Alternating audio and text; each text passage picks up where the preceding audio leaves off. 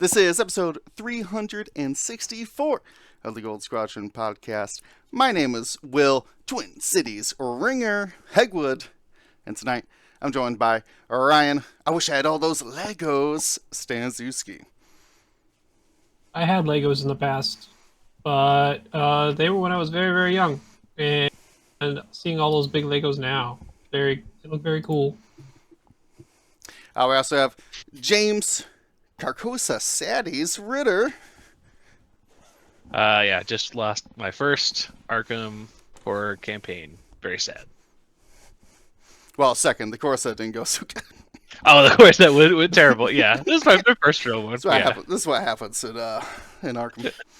And we have our guest here, Nick 312 Sperry.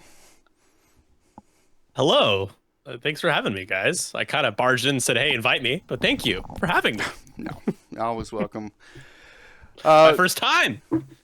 I know, which is not possible, I thought, but here we are. It's a year first, you know what I mean? Yeah, it's the math. The math checks out. I just don't believe the math. All right, well, before we get into our main topics here, of course, I gotta thank our largest group of supporters. It's the GSP Patrons. They get not only the honor of supporting us, getting us out to big events like the Salt Lake City Open and the Nova GT here, and coming up in August. But they also get exclusive channels on our Discord, shareable art from our past projects, and of course, they help us keep the lights on and keep doing what we do here at Gold Squadron. So if you do want to become a patron, you just gotta check out patreon.com/Gold Squadron. And speaking of those streams, that's the Salt Lake City. That's not this weekend, the following weekend. That's August 3rd and 4th. I'll be heading out to James's hometown there, Salt Lake City, for a 2-day event for their grand tournament out there. Very excited for that. Nova happening at the end of August. That's August 30th through September 1st. That's a 3-day event, Friday, Saturday, and then cut Sunday out there at Washington, D.C. I'll be traveling out there. Just booked our plane tickets a week or two ago, so everything is locked in. Like I said, those Patreons and everybody who's able to support us really is what gets us out to these main events and gets the streams going. So we can't thank them enough.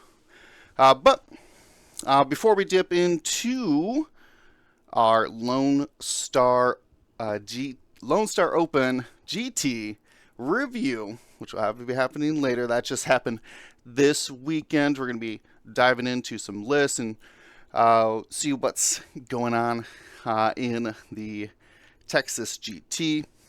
We're going to be talking with Nick here.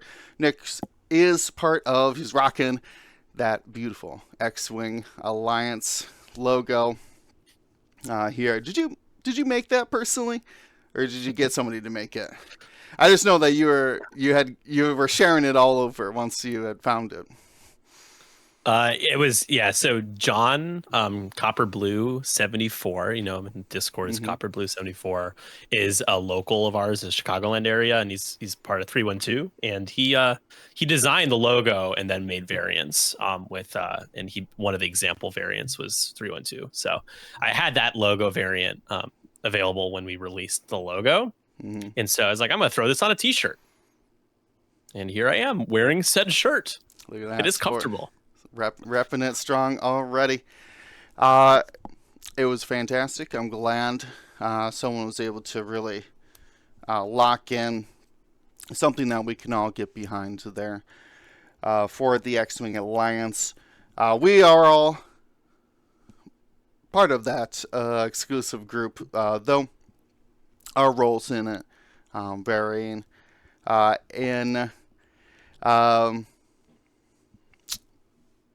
depending on our different strengths here. Of course, we love talking to the people, love getting the word out.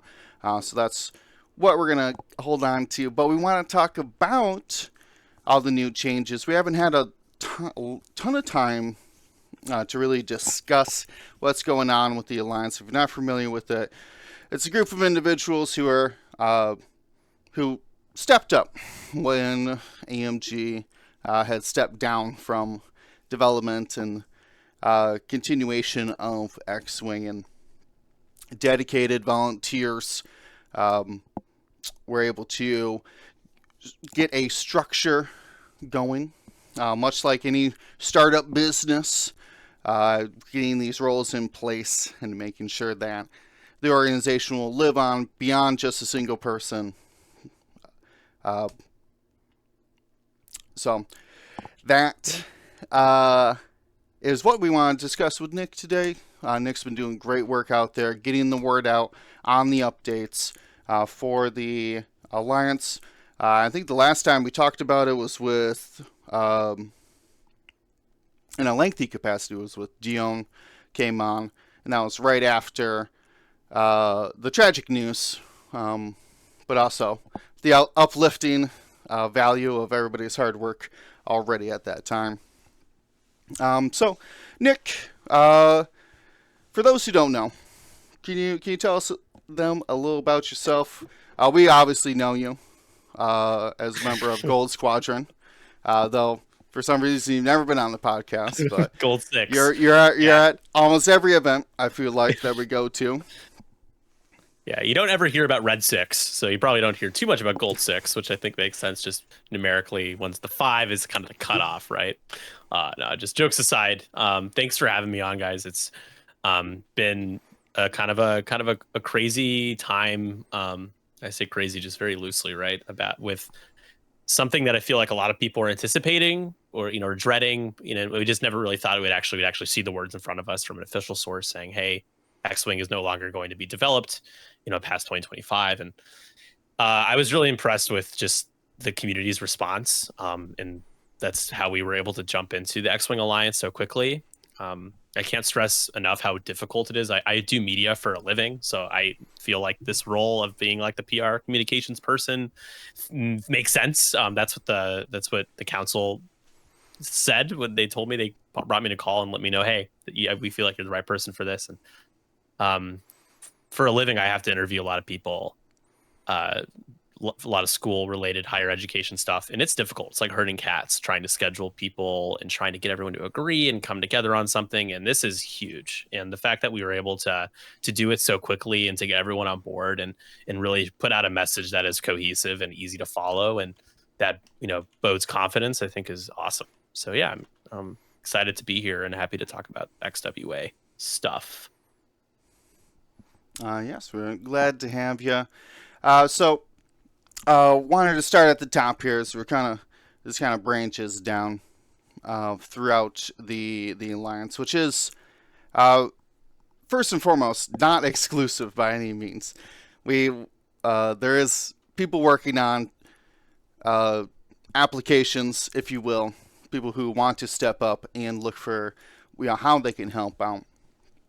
So definitely, if you do want to get involved, if you have the time to get involved, certainly reach out to us. We've been posting in it's the 2.5 Discord. I think it's just X-Wing 2.5. I just sent somebody an invite about it the other day. X-Wing 2.5 edition. We'll be sending direct communication linked through there on our own Discord, the Gold Squadron Discord. That's really where kind of a neutral ground where the Alliance can be posting more public things for the time being. But we did have a lot of placements already put together. At that top, Filippo Bozzi, Louis Leong, and Stephen Kim have stepped up and gained support throughout this group to lead a 3-person council, and they've really been starting to organize, been able to reach out with Filippo, myself. I know he's been in communication with pretty much every member as well, just to get a temperature reading on what is going on, which is just fantastic to hear.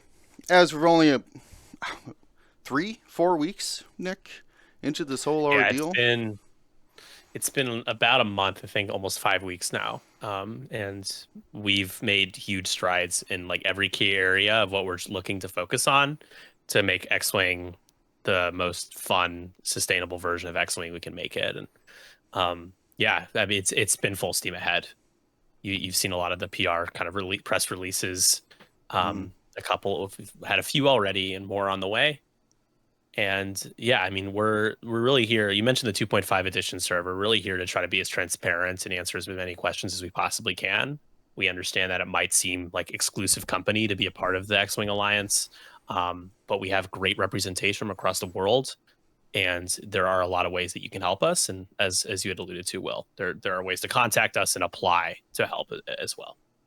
So yeah, there's the 32 question FAQ in the 2.5. 32. 3-2, not 3-1-2 yet.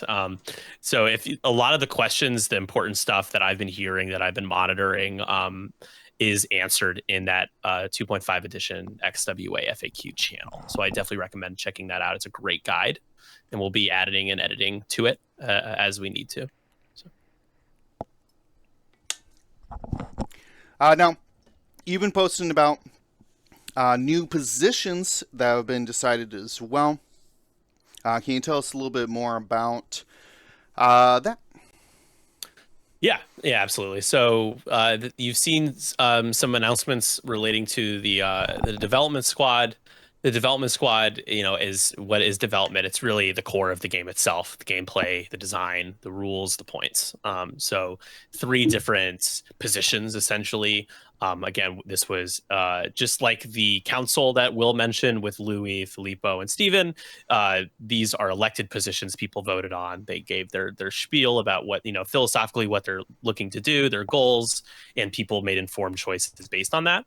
Very positive, great, insightful conversation that was being had around that.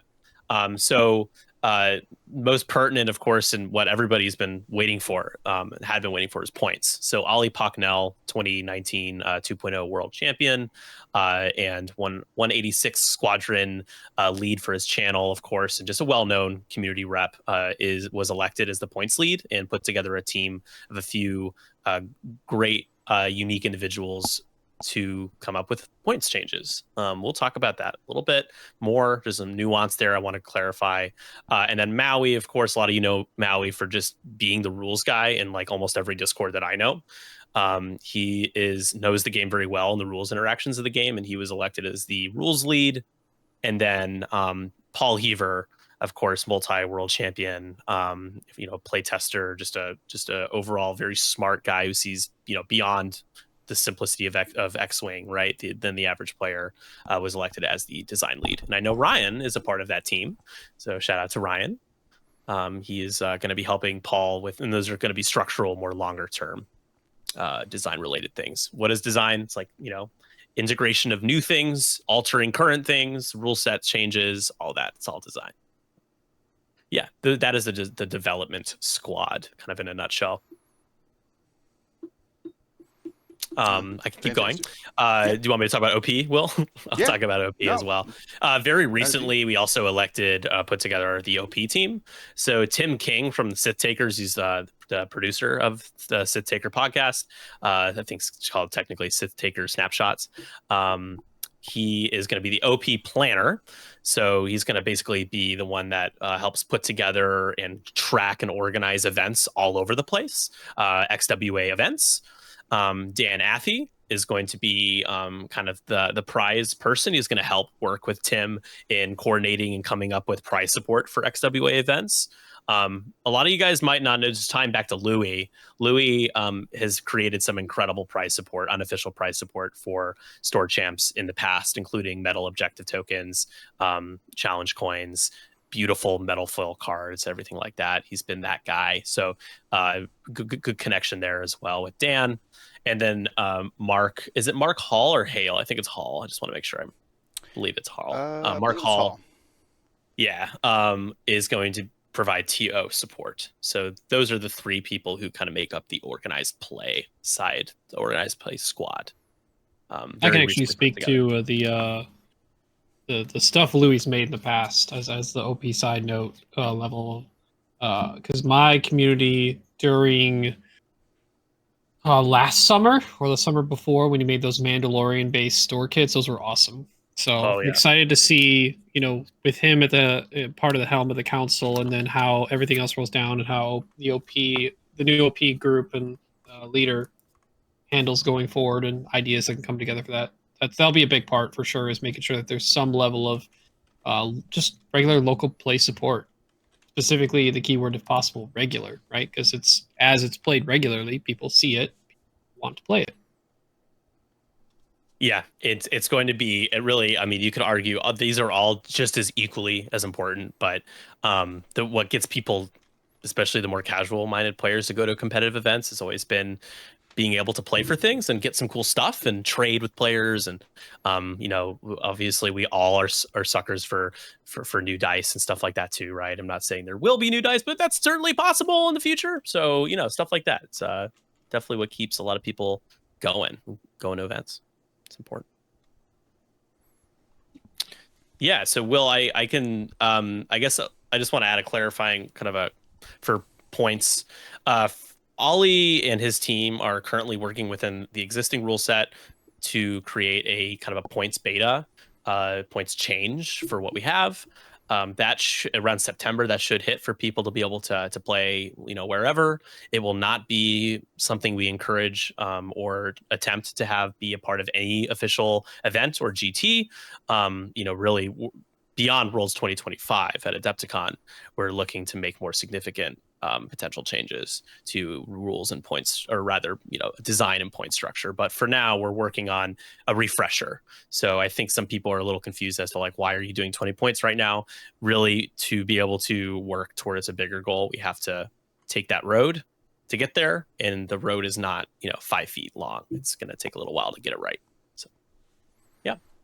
And these new points and design choices that the design team are working on is based off, or is using some of the data that between the 312 team, and also I know Maui was also doing some Maui points, as he names them, using some of that data that was collected there to help make some interesting Yeah, it's a choices, good question.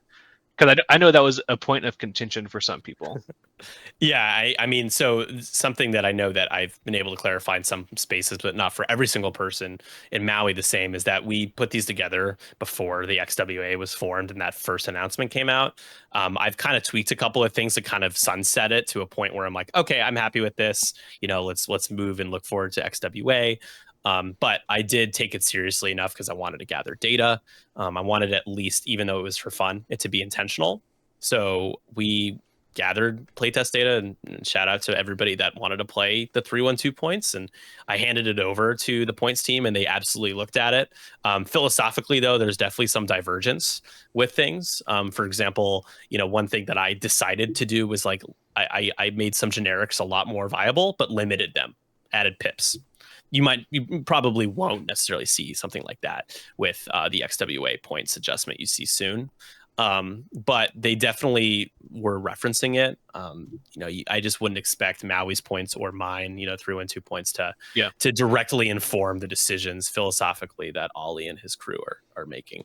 Are going to make. No, I mean, like, if anything, data is always data, right? Absolutely, yeah.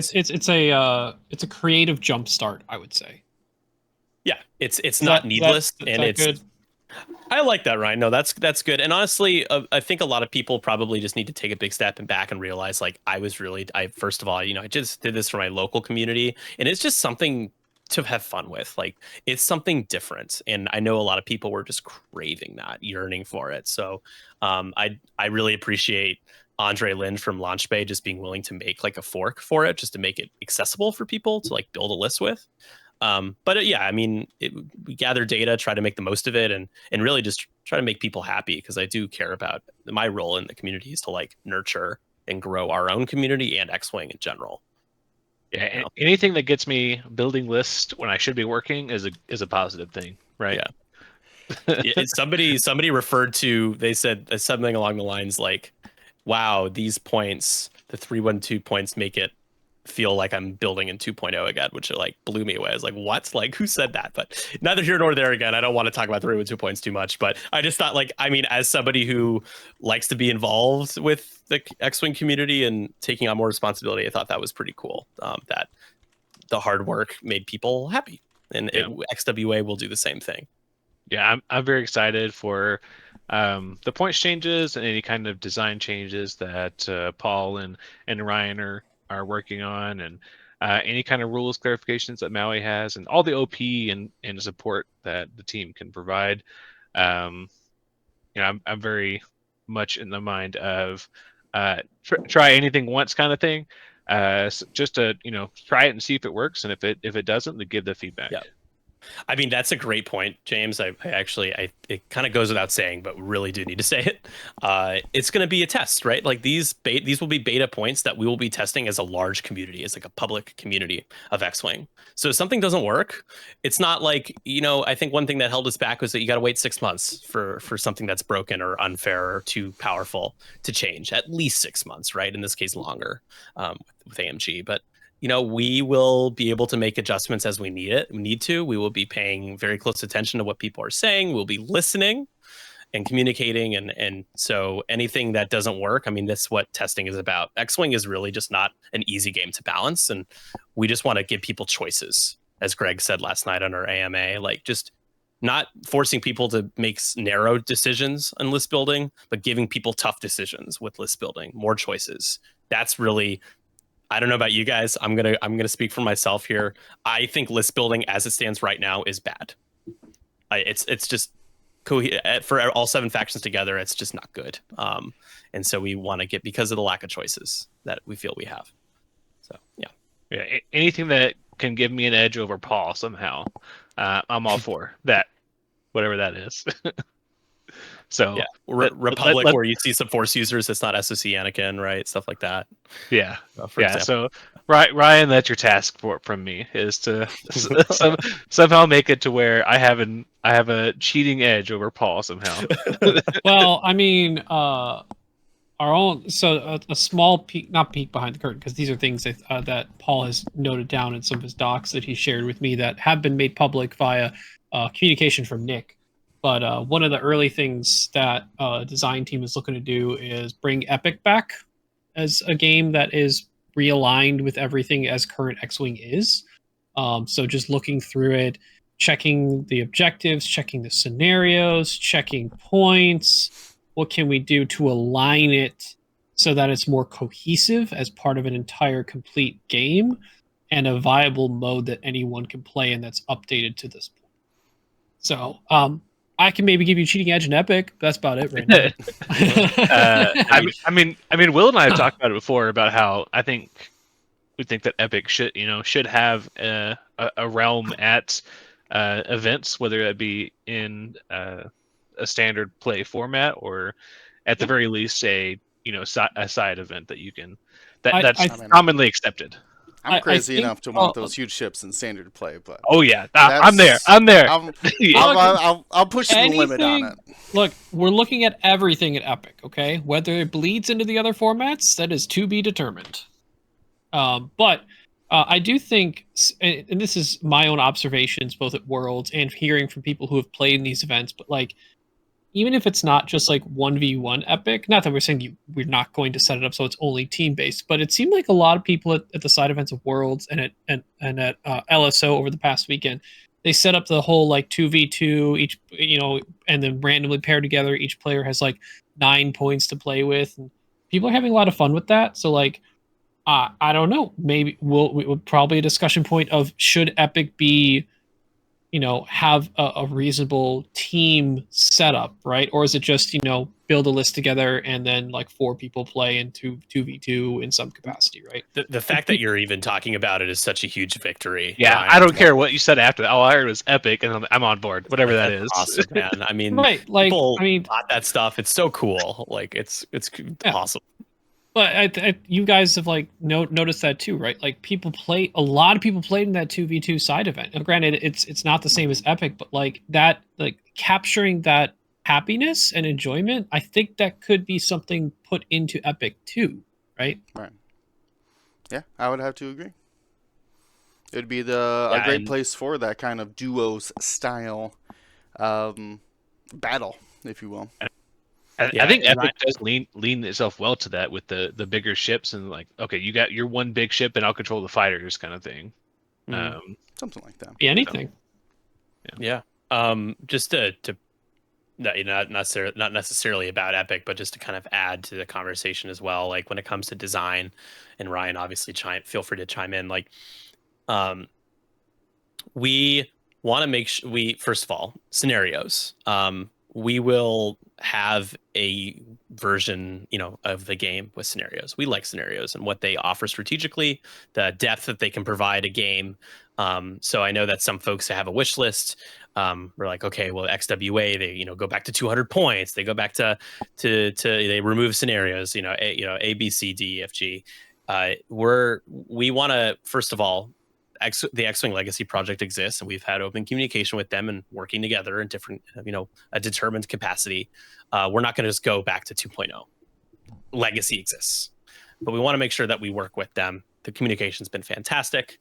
And also, there are a lot of things, despite the bad taste in our mouths right now from the way things have ended, there are a lot of things that design spaces and things that were introduced in 2.5 that are just genuinely interesting and we can work with and make and refine better and refine.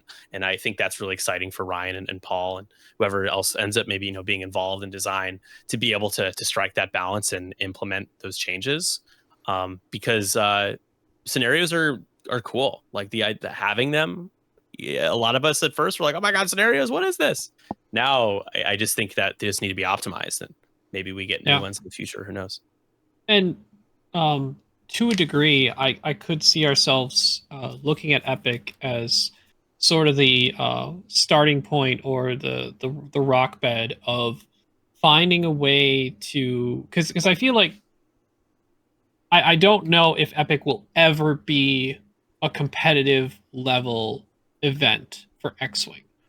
But what I have heard from locals and people across the community is they wish that scenarios were a little more thematic. And I think that's a good place to start implementing more thematic level scenarios is Epic, because I think people see Epic as the theater of X-Wing, right? Where you can get those big battles that a lot of people remember as great parts of their lives watching in the theaters for Star Wars. So I think if we could apply somewhere maybe in between the actual battle scenario packs that we got, where they're directly referencing specific battles in Star Wars, somewhere between that and the scenarios we have in the regular competitive play of X-Wing, to find the balance of okay, it still can be played in anywhere and with any ships. It doesn't have to be for this specific battle, but it is on the themed side of things. Yeah, like a blockade run, but not necessarily Hoth. Yeah, we can go a little asymmetrical with it too, potentially. Things are on the table. Yeah, it's exciting. There's just Steven, Rathos said last night in our stage, our AMA, everything is on the table. If you've thought of it, chances are we've talked about it. We're being careful not to make promises and put the cart before the horse because there's a lot of work to do, which involves a lot of testing. But the conversations are being had. What if we did this? For example, again, in spirit of transparency and just what I find interesting, we've talked about, what if we went to a 40-point scale longer term? What would that look like? 200 points with loadout or without loadout for squad building? Keeping it at 20. What would that look like? What are the limitations there? As we know, there are some. Everything's on the table. So it's going to be hard to be patient because it's exciting. And there are a lot of different levers that could be pulled that could drastically shift the way things turn out, like the outlook of things. But honestly, to me, and it should be seen as just opportunity, because now we get to have all the people who love the game the most, everyone, the whole community together to come together and create a game and shepherd it that we all love, or at least represent the players and point them to the right direction of what game system they want to play. So, yeah. Well said. Thank you. I'm very excited. For new updates. You were saying previously, just like with your own like beta points, that kind of excitement reinvigorates communities and just the game in general. Getting something new out there, and I know people are uh, uh, surprisingly excited to have a community involvement in the future of X-Wing, which I think is good. And obviously, we're endorsing it, and it seems to be made to what do I say? Preserve that kind of spirit of the game that we're come to enjoy. Yeah, and there's just going to be more. The civility, is it civility or I think it's civility, right? Is that the way you say? I'm not the person. Civility, so I'm gonna say both. I think it's civility. Wordsmith Ryan. Yeah, where's Ryan at? I've been called upon. Is it I'm pretty sure it's civility, right? I think it's civility. Is it civility? It is civility. Yep, civility. Formal politeness and courtesy and behavior of speech. Civility. No, civility. He just pulled that out of the top of his head too. Didn't even look at it. Oh my gosh! Yeah, totally ignore the fact that I turned my head to my other screen and started like I was typing.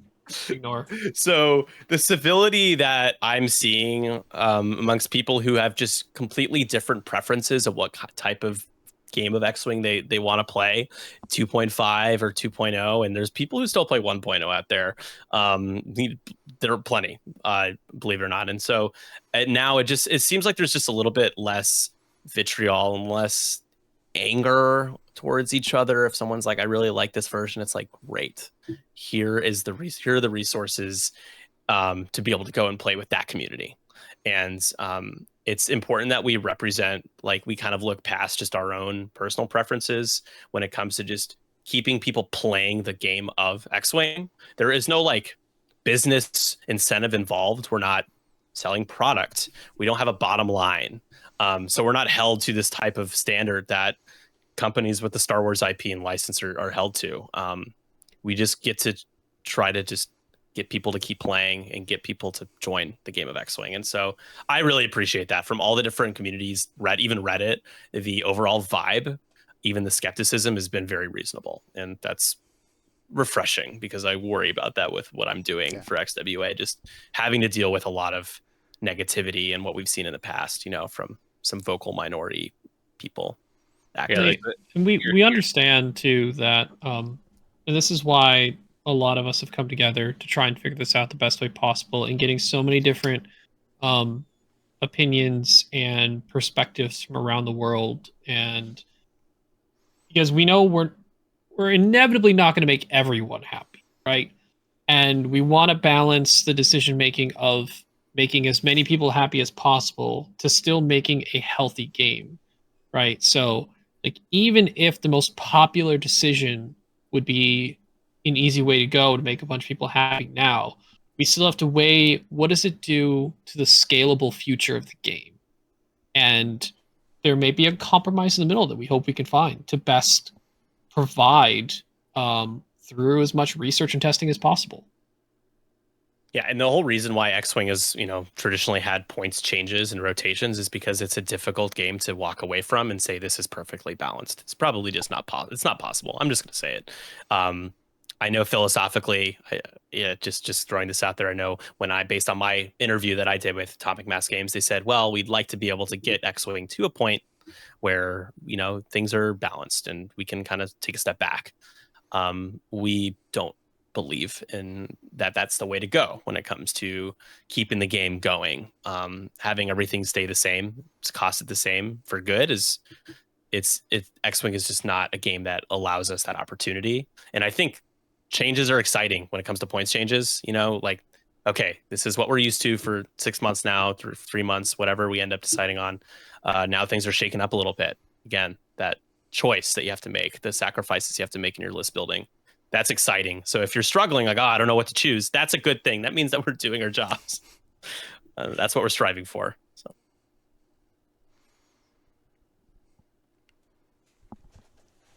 Yeah, I would have to agree. It's the thing that everybody does. Points drop to the list builders, and find out, what their favorite list doesn't work anymore and why, and how to get a new list out. So, sure, everyone's waiting for that first official, unofficial.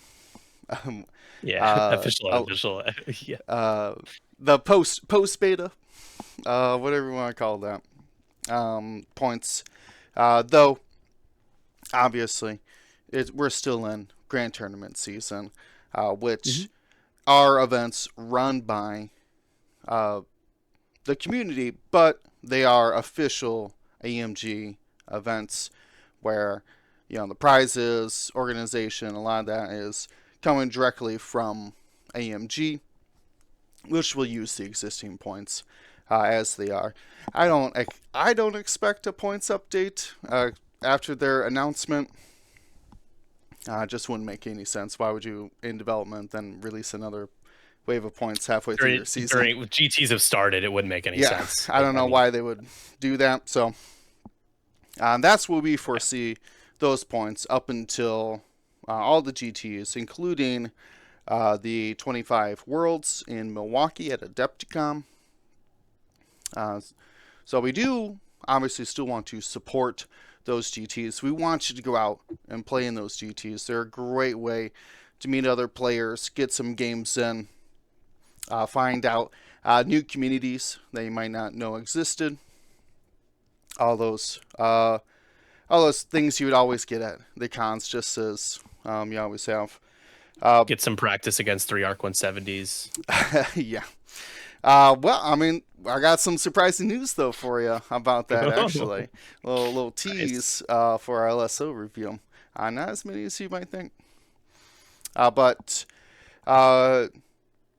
again, we still want to support those grand tournaments. It was most certainly not trying to boycott them or anything like that. These are community-run events. These are your X-Wing players putting these things together with a bunch of hard work and volunteer efforts. So we most certainly don't want to discourage that. A lot of work has been put into these events, even if they are running older points or whatever they may be. Yeah, we've I think I mentioned this in previous casts, but you want to continue to support these if you want these event locations and organizations to want to continue running X-Wing in the future. If they see a drastic drop off in attendance or desire to play the game at their event, they're more likely to say, well, why should we carry X-Wing next year and set up another event for it, when we've heard from the developers that they've discontinued development. Even though there's this community thing, we want to support now, so they have desire to support in the future. Right. That's a great point. Yeah, it's a little awkward. It's a little bit of an awkward time. And you do have to kind of look beyond, I don't want to play against Republic or whatever your personal reasons, right? If you can go and you want to be with your friends, ultimately there's why we love X-Wing is because of the community and all the people, our friends we've met through X-Wing. I consider you guys to all be my friends. I'm going to get a little sappy here for a second. And I would not know any of you if it wasn't for X-Wing. And it's important to be able to kind of take a step up and step up to, like Ryan said, to show up where you can to these events, because that is important for the longevity of our mission. Well said. What else are we missing here as far as the alliance? Anything we didn't cover, Nick, that you wanna talk about? We did a pretty good job covering most things. I would just say there will be some announcements regarding testing, points testing, and organized play in the next few weeks. And if you ever have any questions, there are a lot of ways to get in touch with me and the council. To the 2.5 edition server is going to be the place in terms of Discord to go. But we are working on a website, a centralized location for pretty much everything as well. And that will be unveiled soon. So yeah, just we appreciate all the support. If you ever have any questions or concerns, our doors are open to be able to reach out. There's a contact form you can fill out too that I monitor. I will get back to you. And I on 312 Squadron, I always make a video recap of our main announcements, talking about them and giving more context to things. I definitely recommend checking those out. Shameless plug, of course, promoting 312, but people seem to find them helpful. Appreciate it. Thank you. Yeah, I would say that's about it. But of course, like I don't want to speak for you guys, Ryan. You know, if there's anything else XWA wise y'all want to chime in on. Oh, not really. I think I hit the stuff on the design level that we can speak to currently. I mean, is there more than Epic being looked at and worked on? Of course. Should we talk about it right now? No. Wow, he's already holding out on us. Wow. It's exciting stuff. I'll say for sure. It's honestly so. Peek behind the curtain a little bit that I can actually talk about. Paul went on a very cool vacation with his family to Norway. He went on a cool cruise trip. So the time at which he could really start pushing through and working directly with a team and getting people together that he wants on the design team only just happened kind of recently. He probably had a ton of stuff on his mind while he was on his trip, and he did provide some really good documentation on some viewpoints on certain things that we're looking at on the design team going forward that we could review and look at and start to think about critically. But I did not see the full plans for the future of design team until just recently, because I wasn't completely sure if I was, where I wanted to go with an XWA, who might want to utilize me for whatever reason.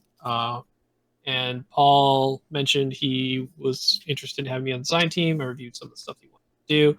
And I am definitely interested in seeing how we can better the game going forward on the design end. Because what I see excites me. So if it excites me, if it doesn't excite me, then why would I do it, right? So this is exciting stuff that not everyone can see right now. But I was never really a big proponent of Epic, or at least a consistent player, someone who kept tabs on it that often. So it's very exciting for me to have a chance to take a look at it and find ways to revitalize and align it with our plans for the future of the game, and hopefully garner more attention towards the format itself that only had sort of, I would say, like a cult following, but it seems like there were people who were the Epic people, and they loved Epic. They still played the regular version of the game, but they played Epic. That was their thing. They want it back, and we want to try and get it back. Yeah, we want you guys to be able to use your collections and your altar to just like come out and play, and like, yeah, that's really, I mean, that's such a lazy way to say it, but it's really the truth of it all. I mean, like, what other game community in Star Wars gets to say that, oh, I get to play the ship that literally never was going to exist unless it came out in this game, aka the Imperial Raider.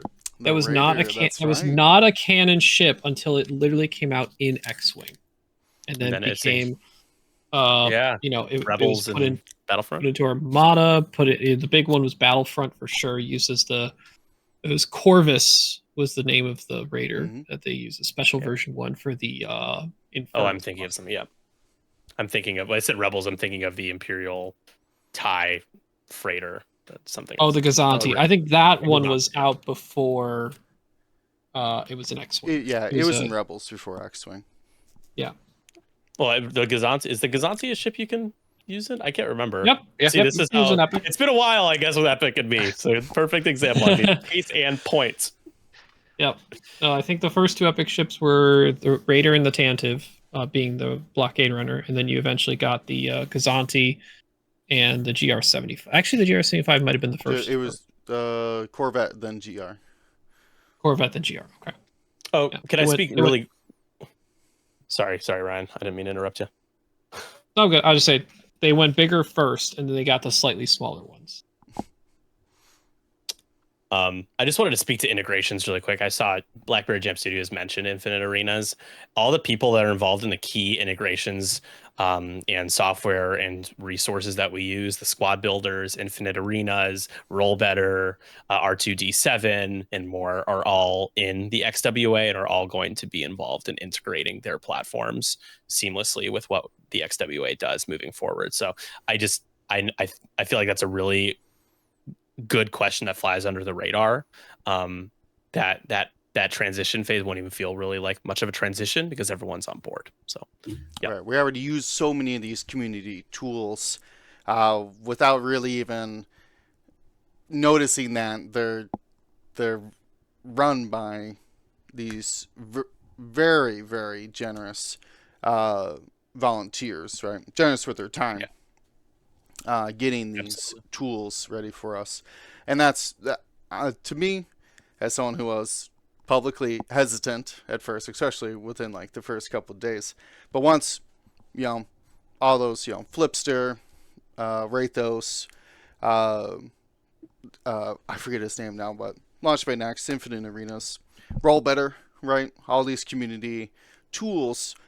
Once they were all on board and said yes, full support, then of course, we had to back them as well. And it is going to take communication between all of those to keep moving forward. But as you kind of alluded to, Nick, like it's just going to continue on doing what it's always been doing, or what has been doing for the last couple of years with the community tools. So you'll barely notice it, right? Yeah. Thanks, chat, for the love on the shirt. We're talking about my shirt now, apparently. Thank you. It's not for sale right now. Not for sale. We can talk if you guys want about any hopes or dreams. I know we are not spearheading a lot of these teams, so our opinions aren't going to be created instantly, right? But if you want to share any ideas, we certainly could. Ryan left at that. All right, fair enough. Just time. Back already. Don't worry. It was just timely. Timing. Just in case people want to hear our own opinions, if you have something you can say about it. Yeah, especially people in the chat live. Yeah, because I know we do have in GSP. We have I think it's in the submissions. What section is it? Suggestions to Alliance. That's in our submissions only section on our Discord. Yes. Set that up a couple weeks ago. It was like, honestly, I think the first weekend, according to my timestamp here, where people wanted to start communicating. And shout out to the people who have. They're old Slimy and a user by the name of Corin Horn really brought up some interesting ideas, something I had never even thought about, which is really a peek into the possibilities of what could happen for as far as like points in the game going forward. I don't know if you're still. No, go ahead. Continue. I was going to get to our first question that we have live. We got live with 24 asking, what are your ideas and opinions on redoing the E-Wing? We got a specific... My precious E-Wing. The E-Wing. The E-Wing. All right, well, let's start with the people emotionally invested in the E-Wing. Nick.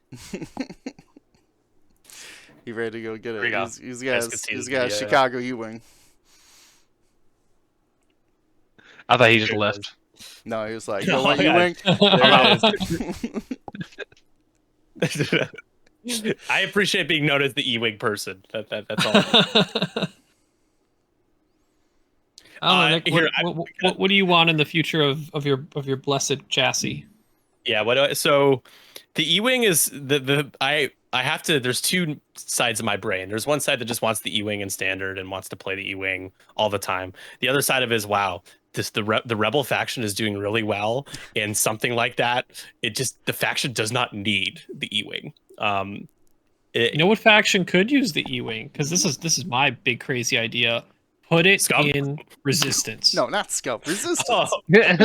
Put in resistance. Put the E-wing. I don't know. Maybe we put the E-wing in resistance. I want resistance B-wings. That's definitely something. I do want resistance B-wings too. Yes, Yeah. but that would require potentially a new sculpt. And that's a cool idea, though. I mean, yeah, I would say the one thing that keeps the E-wing balanced is, well, one, they don't really have any pilots, so if a wish list would be more pilots. And the other thing is the linked actions. People wish they had better linked actions. The reason why they don't have better linked actions is because they want it to be a somewhat fair chassis, considering it can lock turn one. So yeah, I actually think as it's designed now, it has room somewhere in the game. But I just don't think it necessarily is needed for Rebels. I guess they just have so much going for them. Like, it becomes interesting, I think, when the E-wing, because it's been a while since I've looked at them, but what are their normal slots they have in terms of upgrades? Sensor, torque. Usually, yeah. The tech slot is the big one. That was the last 2.0 change that they made before AMG switched to 2.5. Was adding the tech slot. Okay, yeah, I wasn't sure if it got it already or not, and I thought, man, that'd be on point that the tech slot. Granted, they've shared the tech slot with many other factions now, or some chassis here and there. But yeah, it'd be kind of fit in with the resistance thing, and we could probably figure out in the deep lore, who was that pilot in the Ahsoka TV show that was following Sabine. Yeah, and you could just throw Sabine in an E-wing. Who knows? Who cares? Fun times. Yeah. We'll get there. Sabine painted E-wings. I will say the synergy between R4, elusive, and pattern analyzer is incredible for an E-wing. The dial is just wide open when you put R4 on that thing. I do miss those days of playing it with that combo. You can still play you still play them right now, but you know what I mean. Just when it was more legal in tournaments. Fair enough. Yeah. Any other wish lists? Things you want to see, Nick? Even from just a personal level, doesn't have to be. No, I really appreciate being asked this question. No, I really appreciate being asked this. Philosophically, I just hope that we get back to a version of the game where the access to double mods is a little bit more limited. Needing to make a choice, do I focus, do I lock, do I barrel roll here, do I boost, do I jam, do I coordinate, right? The weight of those decisions is something I do miss. It still exists and still matters, but as we've seen with some common actors in the game now, with certain ships and pilots and SLs, for example, the access to double mods, they're self-sustainable ships and pilots for a cheap price, and so I just really think it would be great to be able to play a game where you have your scenarios balanced for the type of game you're playing, for the type of list you're building and playing against, and that you have to make strategic decisions not only on how you approach the scenario, your opponent's list, but also what you decide to do with your own pilots and the decisions you make for them. That's the biggest thing. That's what I love about X-Wing when I first got into it. So, yeah, those hard decisions, right? Yeah, exactly. It's do I focus or do I evade here? It's well, if I can barrel roll, focus, evade, target lock. Sorry, B-Wings, but it's just stuff like that. It's just it's a little good. It seems good, as we like to say. Seems good. Right. Yeah. And sure, Star Fortress, bring it back. There you go. Just to appease the Star Fortress fans, pandering at this point. And if I get because I'm not even sure if that's when and if that could be touched, but man, if I get the chance to help redesign the Star Fortress, that thing was my baby at the end of 1.0, and I enjoyed using it. But obviously, with how many ships that FFG originally had to try and balance around the conversion kit, some ships just didn't get a lot of ships didn't get the attention that others did. So I'd love to steer the Star Fortress in an interesting direction where you could have two sort of signature versions without necessarily having config slots, where there's clearly one that's you are the plotting bomber, and the other one is you are the Star Fortress, just guns, fortress, big ship, right? they seem like two distinct versions. Yeah, almost like how we have wartime Y-wing and peacetime Y-wing, I guess. Peacetime. Peacetime. It's not what that Y-wing Yeah. is called, but yes. like a Uh, B-17 Fortress version, and also like a B-29 Yeah, version. like just gunners laying down bonus attacks every single turn, that type of thing. Yeah. Then the other So- one's just like, I'm cheaper. I'm going to probably die on my way in, but I'm going to drop a lot of bombs. Yeah. Libo asking, mentioning the banned list and the restricted list. Do you feel? How do you all feel about the SL cards which break the rules? If we would utilize the restricted or banned list for that, I can tell you at least in terms of what we're doing in the short term, we will not be using the restricted list. It's a space that needs to be more deeply explored. It solves a lot of issues I think that could arise, but we're just not prepared to dive into it yet. That is something we are going to be looking at long term. Ryan, in terms of like, I guess what Libo, when you say break the quote unquote break the rules, I mean pilot abilities often break the rules of X-Wing. So I just want to make sure I understand what that means. Like I know some SLs have built-in hull upgrades, and that's a banned upgrade. So I always thought that was kind of interesting. I'm not sure if that's what he means though. So wanted to touch on that though, since it's on the chat here. Yeah. The restricted list should be used for something that you can't express in points limitations or slot limitations for a pilot. If you're like, we got to give Kyo 13 loadout, and a missile slot, but you just can't equip a proton torpedo for whatever reason, right? This is a weird example, but you certainly can't with just a missile slot, but yeah. Well, that's what I'm saying. Like, give it like half a missile slot or something. A missile slot that doesn't allow you. You mean a torpedo slot? But yeah, sorry, I'm just messing with you. Oh, what? Did I not say proton rockets? I said proton torpedoes. Yeah, yes. I'm just teasing you. I love you, Will. No, You're so handsome. But it definitely is a tool that could be like flexed to accommodate. Yeah, like Vader Defender and Juke. Like, can't have those two things together. Right, you can have a talent slot, but you cannot take Juke, right? And there's no other way to express that other than maybe the only other way is like you can have Vader Juke, but you're gonna be cost. Gotta pay up. Variable. We in 2.0 we had variable costs as well, which I actually always thought was really cool. There's a lot of different ways to explore pulling levers and balancing things. As they've done we've seen it by base, we've seen it by initiative, by agility value, right? So we'll add that one to the differing of opinion section for us, because I did initially no, it's fine. No, this is positive in my opinion. Overall, it's just like the difference of opinion we have across the team.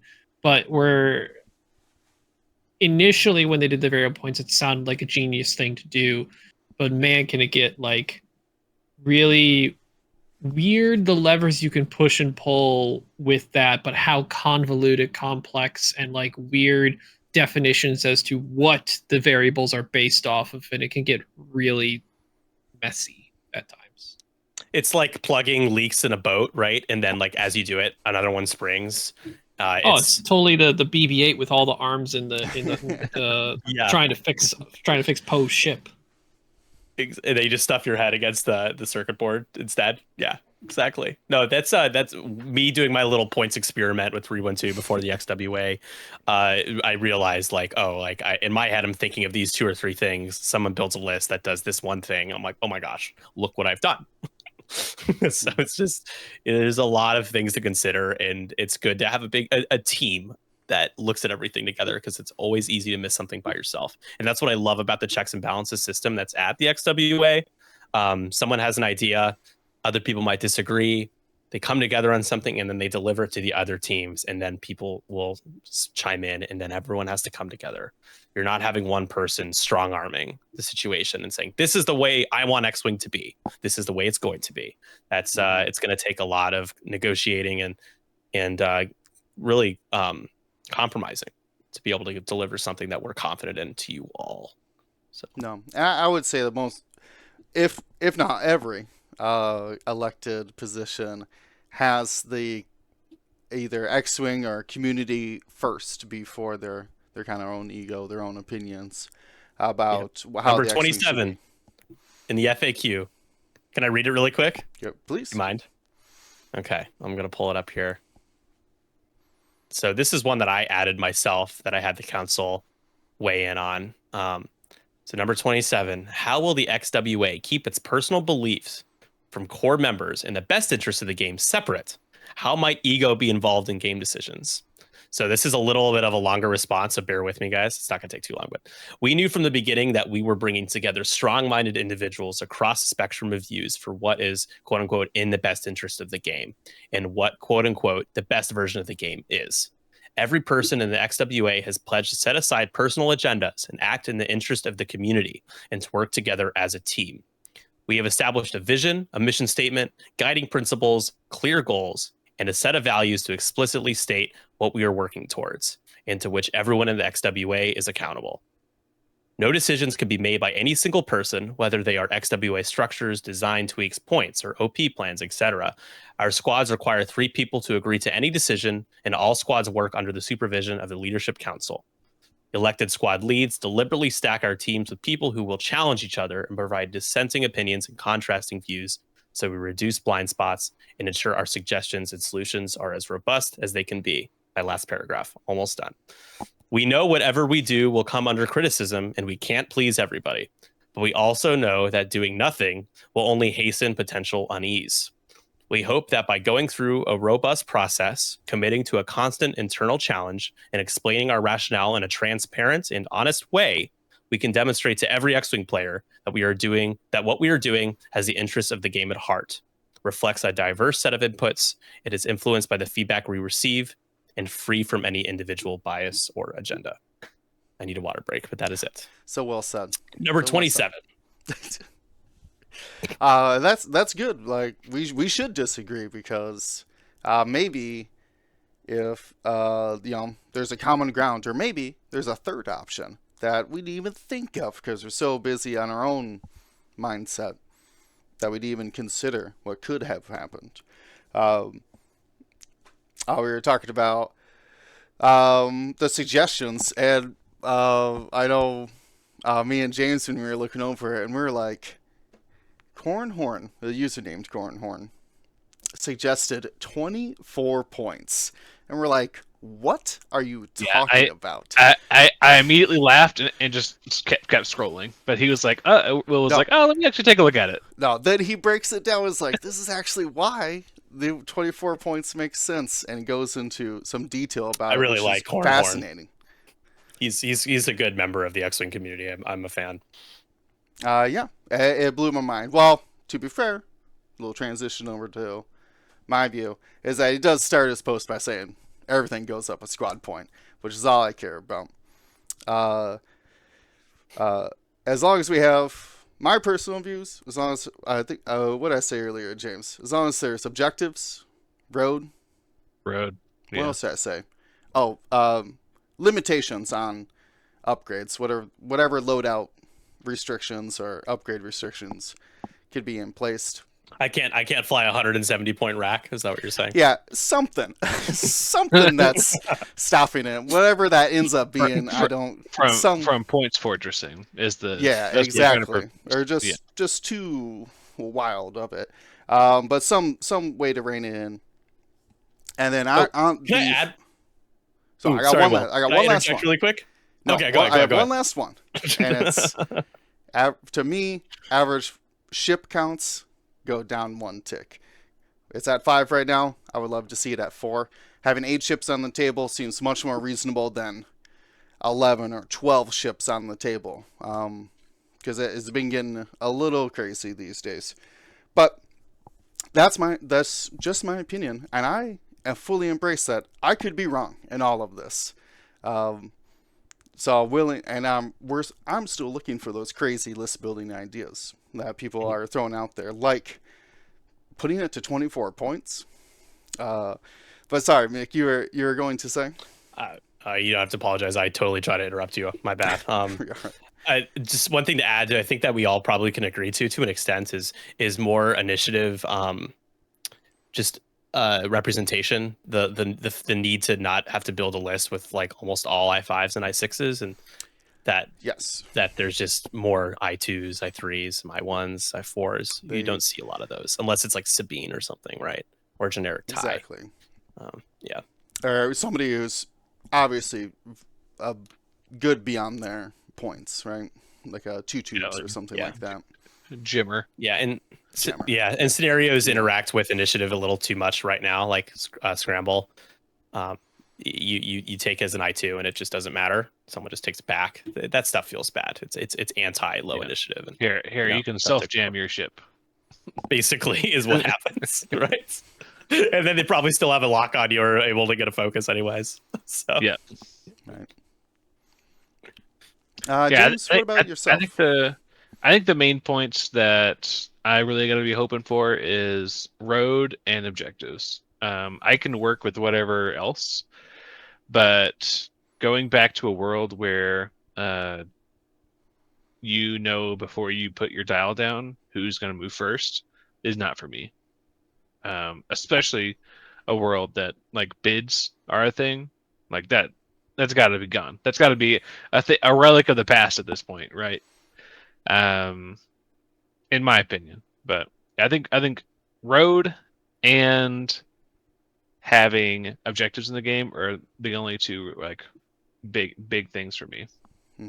Those are what makes X-Wing these days for how, if you don't mind just sampling this group here, like how do you guys feel generally about the idea of shifting range 0 around the way like shooting at range 0 and stuff?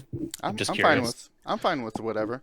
I was talking to somebody this weekend where they're like, I don't like the bump red focus, and my easy response to that was, well, if I can't take a modifier because you're in my way, it's going to incentivize me to take passive mods. We're going back to everybody just has passive mods because you don't know if you're ever going to get an actual token to modify your dice. So, but then that would increase the price of passive mods because now everybody wants to take them, and it becomes this kind of trickling effect of how do you be effective in X-Wing without that bump focus. Do I think it should be an action? Definitely not. Like, what were they thinking making it an action? It could just be red token. Somebody suggested, it was Liam, I believe, said focus token and disarm. So you could only use it defensively. I would have to see that. That's the way AMG, I think, was looking at it, was more defensively, like, oh, it feels bad to not have a token to use for defense. Right. Maybe it depends on the goal that what is that trying to solve, right? Yeah. What is that bump focus trying to solve? What is a range 0 attack trying to solve for the game?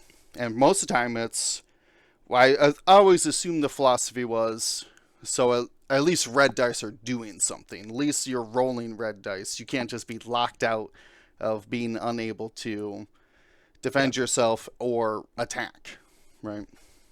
Yeah, I think it's trying to maintain a progressive game state. If you end up in spots where you're allowed to lock your opponent out of doing anything by blocking them, where they don't get to do an action, they don't get to shoot if there's nothing in their arc, right? That's the intent of the original 1.0 blocking. 2.0 blocking was get it to a state where a block would be the most effective if they can't have anything else to shoot at and they don't get tokens. It's shutting them down for an entire turn to something that honestly the original designers of FG even talked about, like the whole idea of blocking as a strategical play was never on their like board of things it was intended to do.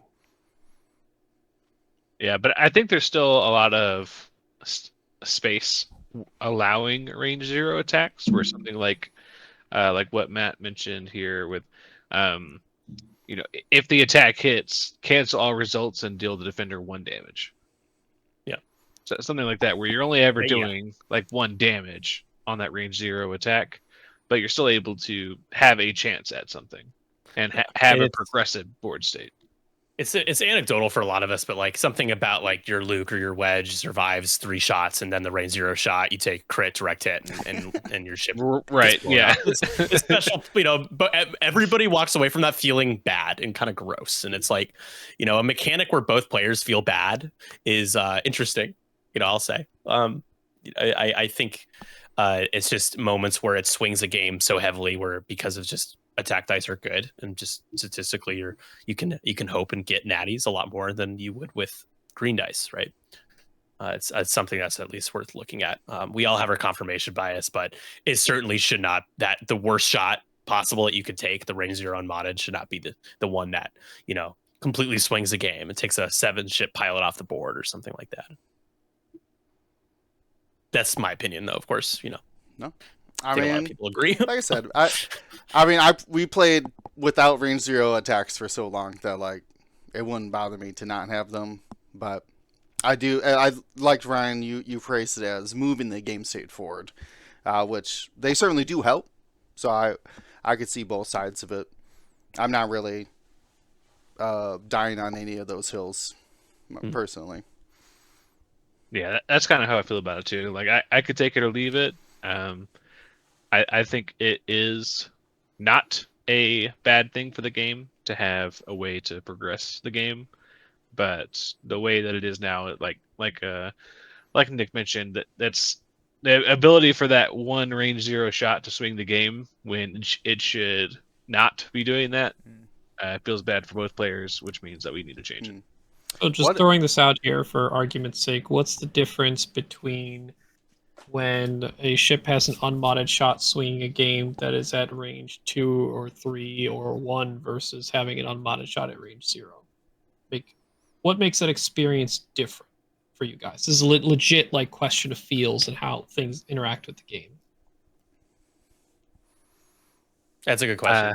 I think it's like past bias of like, you couldn't do this before, but now, okay, we'll let you do it a little bit, kind of thing. I would assume that you thought that because they didn't have a chance to get a token, they didn't have a chance to get a modifier, they didn't have a chance to shed their stress and do something impactful to improve that shot. They just existed in that space, and now they get rewarded for it. Yeah. Do you think it's because this is me just thinking as we're doing this is not like a predetermined thought process. Hit us with your questions, man. But no, so the other part of it could be because a lot of us were conditioned in the past to have blocking be a rewarded strategy. It still is, by the way. Like it still nets you. The ship can only take that red focus or calculate action. They can't take any other action. They're stuck in this specific spot. You've set up a kill box, etc. So there's still a lot of advantageous strategical play to it, but because it's not as punishing because you can take that action and you can still shoot, maybe people feel less earned, like their plan and strategy to block didn't pay out as much as they expected it to because it would normally have in previous iteration of the game. I don't know. I mean, that's a factor. Another thing is with, like, let's say you have 2 I5s that are like range 2 of each other when you go into planning, and road and impacts who's going to be able to move first and have a free action. When I say taking action freely, that's not influenced by a bump, and the other person was stuck with RNG of, well, I'm moving second, or and it feels more punishing. Really, you guys have brought up some cases where it just feels like more is being taken away from you. As the blockee, the person that's doing the block, or the blocker rather, the one doing the blocking, the strategic advantage of, like, if the ship is on 1 or 2 hull, when you set up the block, you're still going to get shot at, and so you're not safe. Like, there isn't really a place that you can go. You're stuck in a box. There's 5 ships all over, all around you. So you set up the only thing you can do is be in the way and then die to range 0 anyways. And James brought up a good point, though. Just like prior to this, like, we didn't deal with this, so it just feels more frustrating. But yeah, there's so many ships. People are in each other's way. You have to mark things and run into each other all the time. I think it's just really just frustration. that one person gets to benefit from kind of being able to move more freely than the other person, and then that other person, through confirmation bias, is, takes a game swinging amount of damage from range 0, and it's like, if I had moved first, none of this would have happened, stuff like that. Yeah. Yeah. You do bring up a good point, though, that like it was a way to. I'm assuming the design influence here, but assuming it was a way to counteract, like, well, if you just got the wrong end of road every time it was important, right? When you wanted to move first, you're moving second. When you planned on moving second, you're moving first for some reason now, right? That like, you like really can't do anything. As a player who played a lot of Bosk, YV666 back in the day, where there would be situations where I couldn't put a maneuver on my dial that didn't bump into a ship.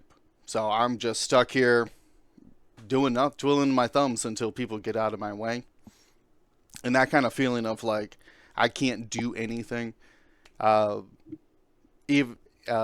road compacting onto it, that now like you randomly can't do anything either. I can see why it was implemented.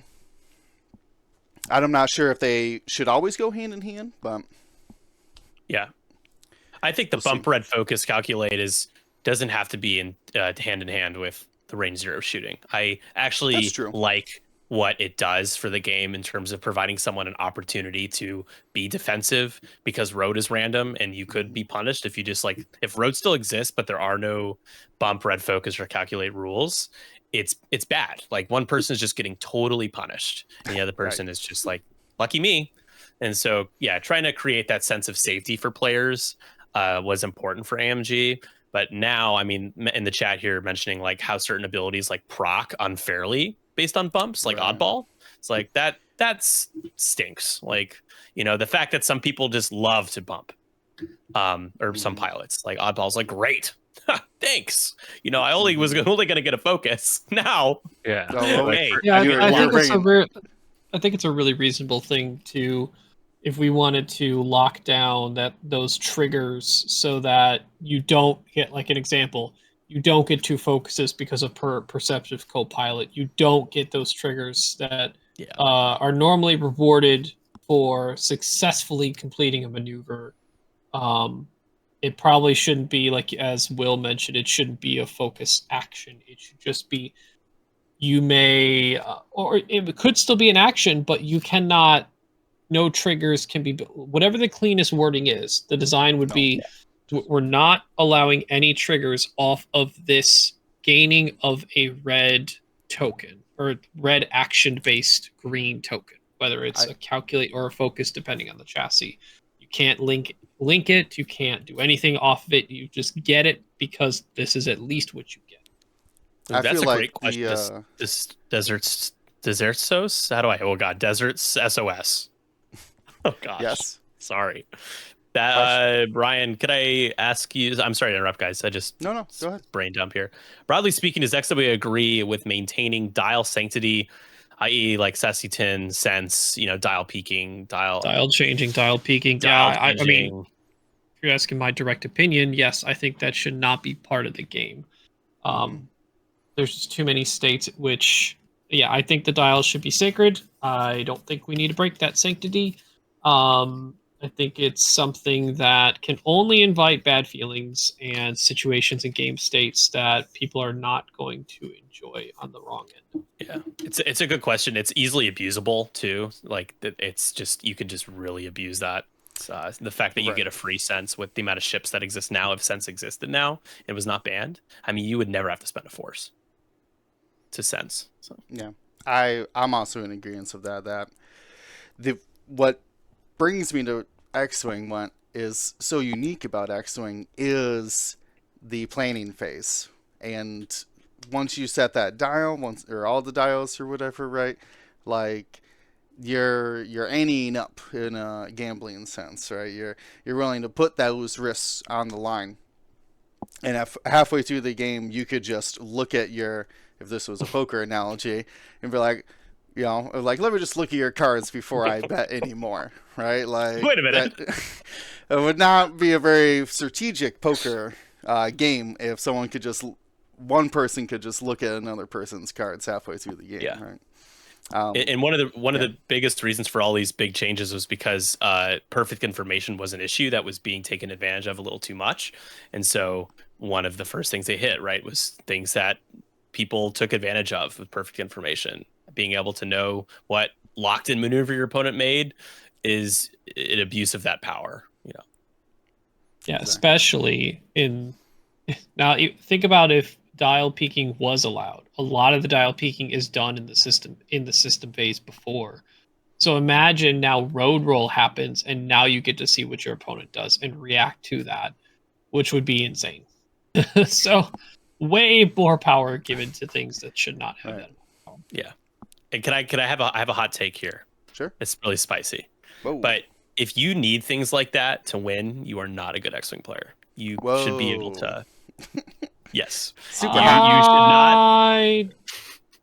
If you need that to be able to win. When those abilities and powers were there to leverage, they were so strong, you would be giving yourself a actual handicap by not using it. If you need it to win, so I know you're gonna be like, oh, well, all these people that have used it in the past were great X-Wing players. I'm not saying they're bad X-Wing players. I'm just saying it's like the same thing with list building. If you need triple arcs to win and nothing else, you can't win with anything else. Like I think you need to get better at the game. Sorry. Ooh, throwing out the get good. All right. People are gonna agree with me. It sounds really spicy, but it's true. What if someone just enjoys playing arcs and they're not even trying? Good for them. I'm not trying to. Okay, well now it's like, oh, Nick's slandering people who play triple arcs. Nick, don't get canceled. All right, this is like, the first time Nick, on GSD. This is me just making sure that you have the devil's advocate covered on your PR end, so that in case someone, so I'm being the person before they can complain to you right now, basically. Yeah. I mean, again, I don't think anything that I've said is necessarily super unreasonable, but you should be able to play different things and be able to win with them. If you cannot, and you can only rely on one thing that's really, really strong, I challenge that. I think that's a probably more PR clean way to say it. But yeah, right. I'll say. Oh, before I forget, side note, I did look up in canon who Gold 6 is. There are 2 instances of Gold 6. There is one in Clone Wars. There is a Gold Squadron clone trooper who used the call sign Gold 6. And there's also actual named character Brace Marco flew as Gold 6 in the Battle of Scarif. Oh, cool. I appreciate that, Ryan. I feel so included. You were one of the Y-Wings that probably, I don't know, ion bombed or ion torpedoed those Star Destroyers to set up the Hammerhead crashing. Nobody is trying to cancel me in the chat yet, so I think that's a good sign. That is a good sign. We have 15 to 20 people here at a time. There's a lot more 15 people that could get. I know. Trust me, right? Yeah, I know. Brian, I did want to finish my thoughts on the bump focus and the kind of range 0 stuff. And I think I have it worded right. And it's, if you have no green tokens, you may gain a focus token for a stress token. So to prevent coordinating a focus action and then getting a second focus token. Now I just need to look at anything that... All right, so what about Jyn Erso crew? It would get an evade. Sure. Oh, you're going to let that happen? Sure. Jyn Erso is I don't know. You're very powerful. But Stardust. She's very powerful. I mean, maybe her point, or maybe she should be looked at. I'm just wondering if the intent of not having it, nothing be able to work with it should... I guess is the intent that nothing should ever be able to change the state of that token we intend to give them from a bump or work off of it? Or is it just you don't want anything to link off of it, but that token could potentially change into a different token based upon gain triggers, like Jyn Erso crew? Yeah. I mean, that's, again, I had to look at things like barrage rockets, proton rockets, things that just look for, does your ship have a focus token, right? I think that we could invent a new blue token that just does what we want the focus token to accomplish. We just make a blue token that does that.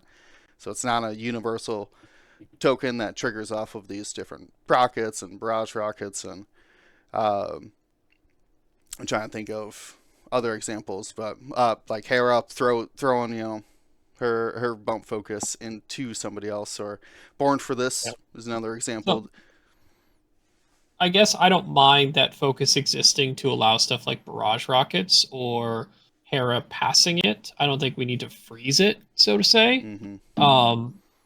And this is just like, I didn't know if like triggering it once it would be gained to change to something else or link into other things was. I thought that was like your main goal point. I mean, Jin could be unique in that way, but most factions wouldn't have access to that. It's well, obviously, Jin might not be the only one. We'd have to look at every other instance of gain, focus, or similar token, and what else would trigger off of that. Let me ask you this: would you reword it so that a ship with independent calculations could get 2 calculates or not? We know them droids are struggling. No. I don't know how to fix droids, Ryan. I'm going to leave that up to the design team. Yeah, I know. I don't know. More initiative variety. It's a big high initiative. I mean, I can answer it right now. High initiative is what hurts CIS the most. Yeah, maybe honestly, you want to know some real talk? Give them a talent slot. Let these vultures take trick shot. Let them take trick shot. What is it gonna? If they're the same price as everybody else, let them shoot a 3-dice primary then.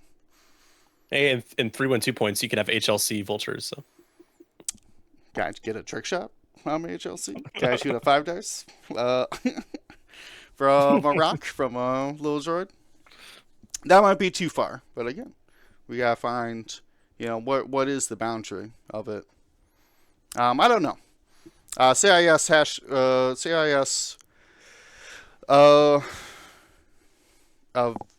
they break the 8 ship rule. You just get 2 vultures. Each vulture only costs is 1 ship, or 2. Every other vulture costs is 1 ship. I don't know. They're very powerful. Less one-shottable things is just like if half your list is one-shottable, like that's and low initiative. To be fair, CIS does have an easy way to buff the faction, and it's tactical relays. So, invented a good tactical relay. Well, it's not even them existing in a better manner. It's also the platforms you can take them on being valuable enough or efficient enough to merit bringing them. Sure. Yeah, like I experimented with it being on 066 because 066 is a 5-point scimitar. Yeah, why did they take that? Gave him why did a they tactical take it away relay from slot because he got cheaper. That's had true. Been it. He also doesn't have the title, so he doesn't get to do either of those things. I feel like he could have one of them: the title or tactical relay. They thought he was a generic, huh?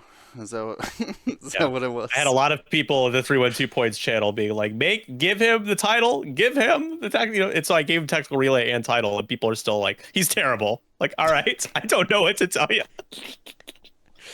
Well, yeah. I mean, that's a great example of just like at a certain point, he can't be solved within the current rules. Yeah. Right? Mm-hmm. So. Yeah, not everything can be viable. There's so many choices in X-Wing like literal choices. Not, right now we're in this world where there are a lot of obvious choices and things that you probably just shouldn't take if you want to win. But yeah, it's tough. Like that's what one thing Ollie mentioned in the quote that we pulled about points is just like, making sure that some of your favorite pilots have their opportunity to be more viable than they've been in the past. Like that's something we want to strive for, not to push things to be like, this is the obvious choice, but to just like, like Guri is 7 points right now, right? And is extended. So you can't play Guri and she can't do all the crazy Guri things she used to be able to. 7 points, same price as Rey, as Poe, as Vader, right? Or custom Vader. Right. 2 more points than Boy Luke. Like it's kind of wild. So maybe something like Guri getting more play would make sense. Those are examples. Yeah. Bendy barrel rolls aren't doing enough Yeah, Laurier could do it when he's less than half the price. I do want to bring up a comment that was made. Scrolled up a little bit. Our boy Lambolo, who also helped either run, organize, or attend an event over the weekend in which he ordered one of my wife's giant cookies to provide to the player base there.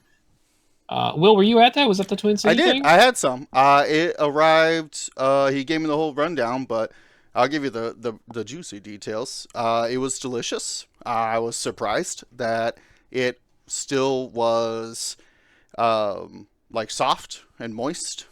I didn't know how that was accomplished. It was a miracle of alchemical ingenuity. But yeah, I don't know how my wife does it, but yeah, those cookies stay soft for a extra amount of time that I do not understand either. And even in the large giant cookie variety. But also, so Lambolo mentioned that he would please change Hera pilot ability into line. So some of those pilots that we would love to have back in the game in some capacity that are in the ban list right now because of some of the things that they break.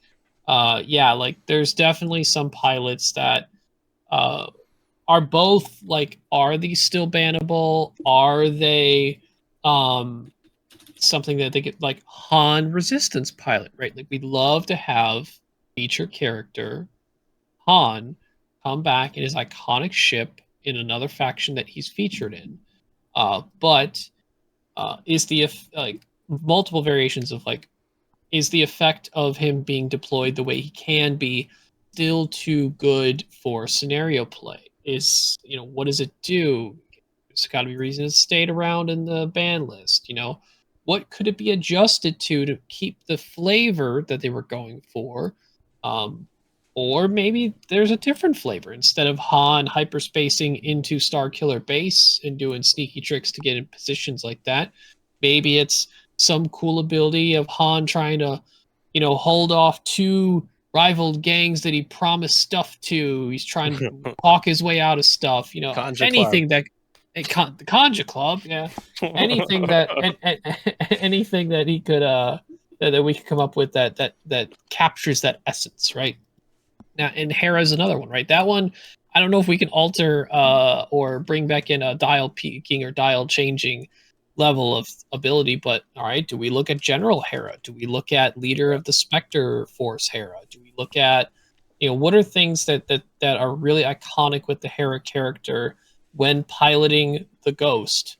Can we develop and design to bring her back into the hands of players who loved that ship in the Rebels TV show? Yeah, mentioning Shadowcaster, like the Lancer as well, is from Rebels, isn't it? Ketsu, there's things that just belong back in the game being played.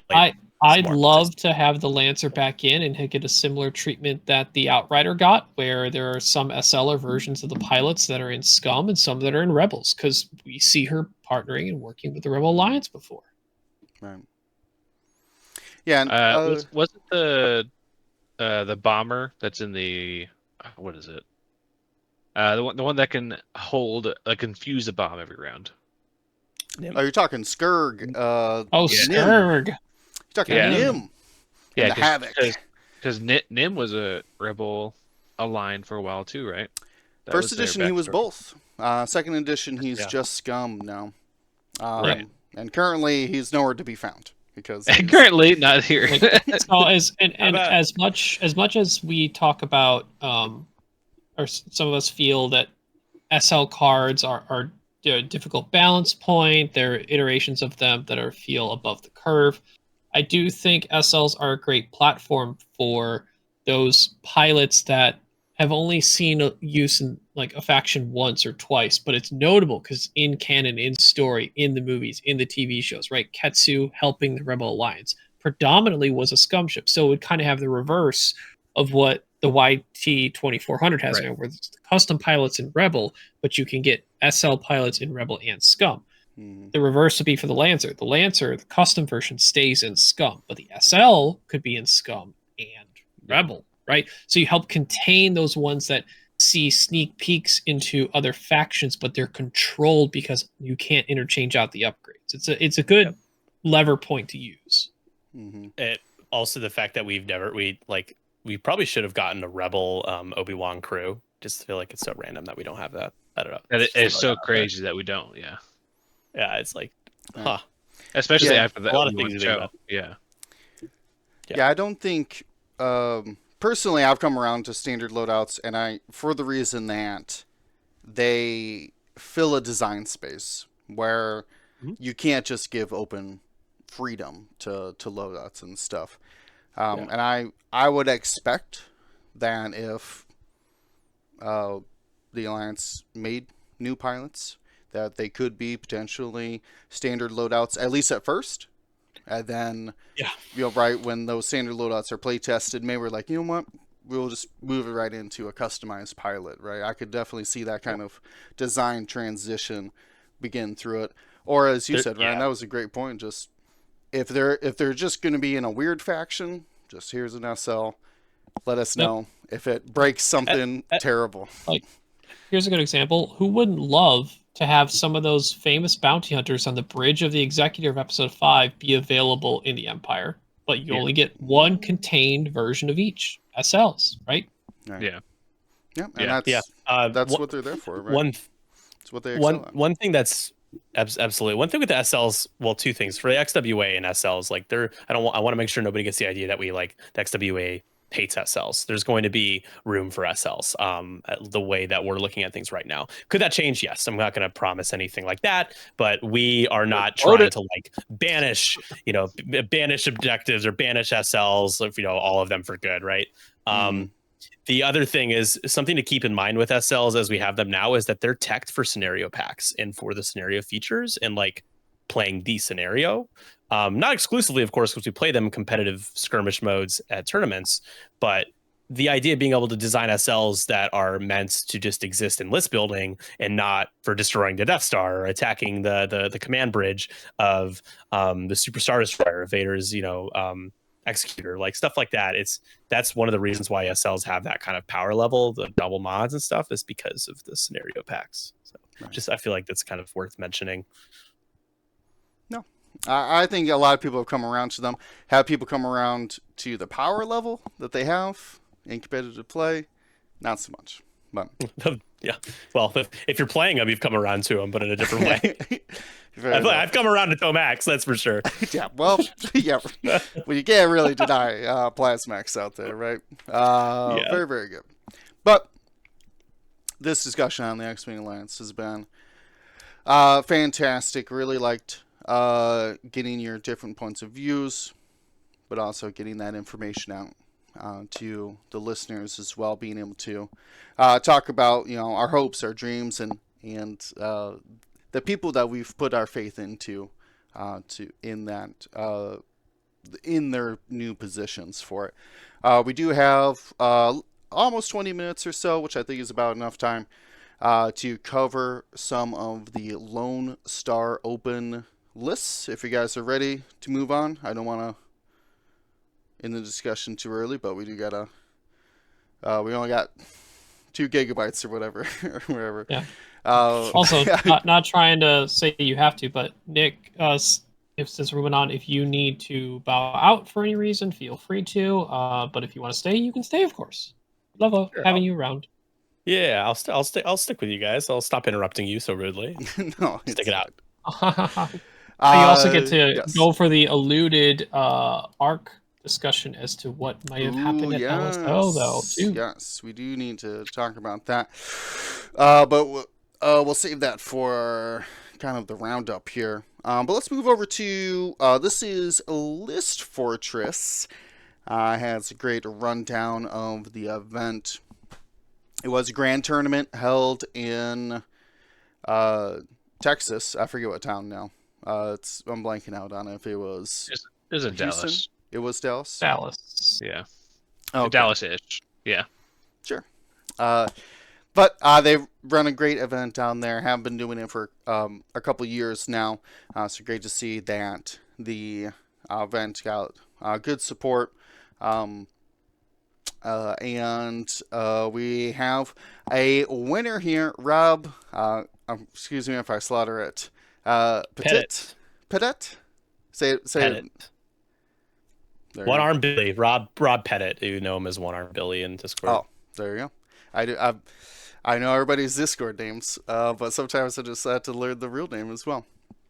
They took it all with a familiar yet tweaked squad here. This is Gina and Braylon from Battle Over Endor, as well as those are B-Wing pilots, as well as Gamma and the A-Wing from Battle Over Endor, utilizing Keo with vectored cannons and Juke as another 3-point little pocket ace out there. And we've traditionally seen Wedge, another Battle Over Endor pilot, take the final spot in the squad. But Rob has brought Luke Skywalker. I assume this is boy, because what other Luke are you running these days?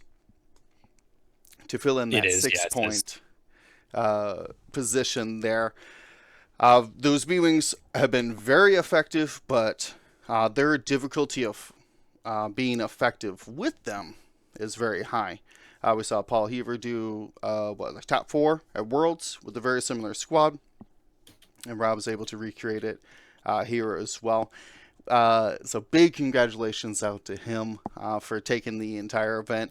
Won over Chumbalaya, that's Jeremy Chambly, who we had on the podcast after Worlds.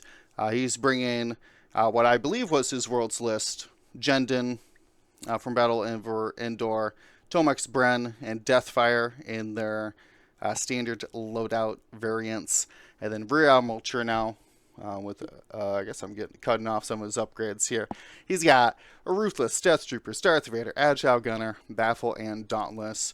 If there was a rack standard loadout, that would be it. Pretty much the community has agreed upon.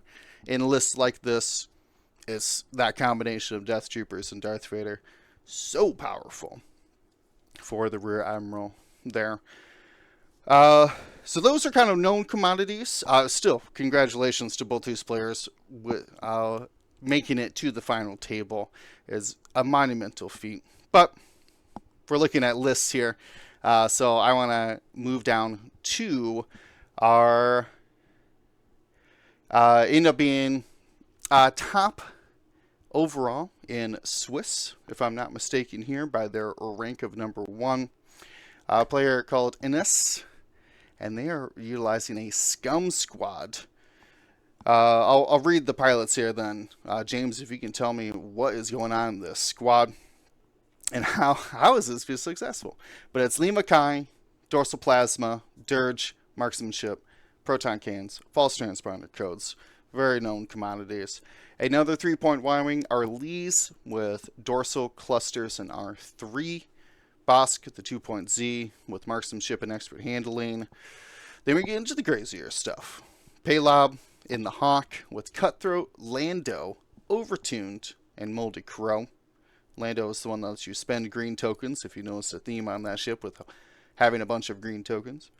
And then finally, Ahav, or Ahav, whichever one is the appropriate pronunciation, with Cutthroat, False Transponder Codes, and Targeting Computer. James, how is this list successful? What does it do? What is it missing? That other Scum Squad, or what does it have that other some squads are missing? So much utility and jank. This looks like a jank tank squad, right? Okay, sure. You have some really good pieces in Lima, Dirge, Bosk, and Paylob. And Arlees is another a value solid piece, pick. right? A value 3 points, piece, yeah. For a Y-Wing. Yeah. And it's bringing a turret and missiles, so pretty solid. But utilizing the Paylob is, as in my opinion, the centerpiece here, with stealing tokens and using that Lando and the Overtune modulators to pump out some very consistent offense and defense. Being able to keep those tokens from round to round with Molded Crow, and even recovering the Overtune charge with Cutthroat, because a lot of these ships can go down very easily. Ahav it is still just a TIE fighter, even if he does have a jam on that TIE fighter, which is crazy. the TIE Fighter has jam out there. But a very objective focused squad with in this one. Like the individual pieces aren't going to blow you away. I mean, you can definitely spike with Dirge proton cannon, of course, with that proton false transponder code, of course. But there's really no front-loaded damage out there. I think it's just focusing on objective play and trying to mess with your opponent. I like it. We almost never see that paylob anymore, but I can imagine if you stealing your token and both of those false transponder codes procced in the same round, so you're down basically 3 actions compared to them. You could really pile up in their advantage over you. Yeah, I mean, like just look at the mission points there. 94 mission points over a 4-round event. Pretty good. Pretty good. I don't know what that average is, but pretty high. 23.5 points over 23.5 points average? Yeah, average. Gross. Wow. Whatever he was doing it very, very well. Like I said, first overall in Swiss. Undefeated, I assume, then, too? Yes. Yeah, with 12 mission points. Yeah. So big congratulations to them. I was just going to say, there was a game that James and I did together at Worlds that really featured the power level of false transponder codes. I don't know, James, if you remember that with the decimator rack. Oh, yeah. Took like 12 damage in 1 engage. Yeah. Yeah. Off just jamming his reinforce. It'd be really unfortunate if you couldn't reinforce this round. It was tough. Almost like the amount of damage that yours took when I played you. Will, remember that game? Sorry, I detract. Too soon from a tournament. Almost 2 years. Forever ago. Too soon. So I mean, like in that final, it's got to be. Oh, yeah, it's not final, but he did go against Jambalaya, so Chambly, with that rack. So maybe he wasn't able to get off his normal scummy things and get the jam off those critical tokens. So, actually, I have a little insight into that since Jeremy in Discord gave a little bit of a summarization of some of his matchups, and he said he basically committed Deathfire to locking everything else that already had false transponder codes, so he couldn't false transponder code things that were actually valuable to jam. That's a strategy, right? Yep. And even if Cutthroat got it back, just Deathfire's job, you will lock the things that I do not want to lock me. Got it. That is hilarious. Very smart tactics. On top of locking stuff on, first turn, everyone lock a rock, right, type of thing. Right. Yeah. All the normal tricks on it. Well, that's what it takes to get to the final table. To analyze how you can defeat that list without any practice. But we'll keep moving on here. Another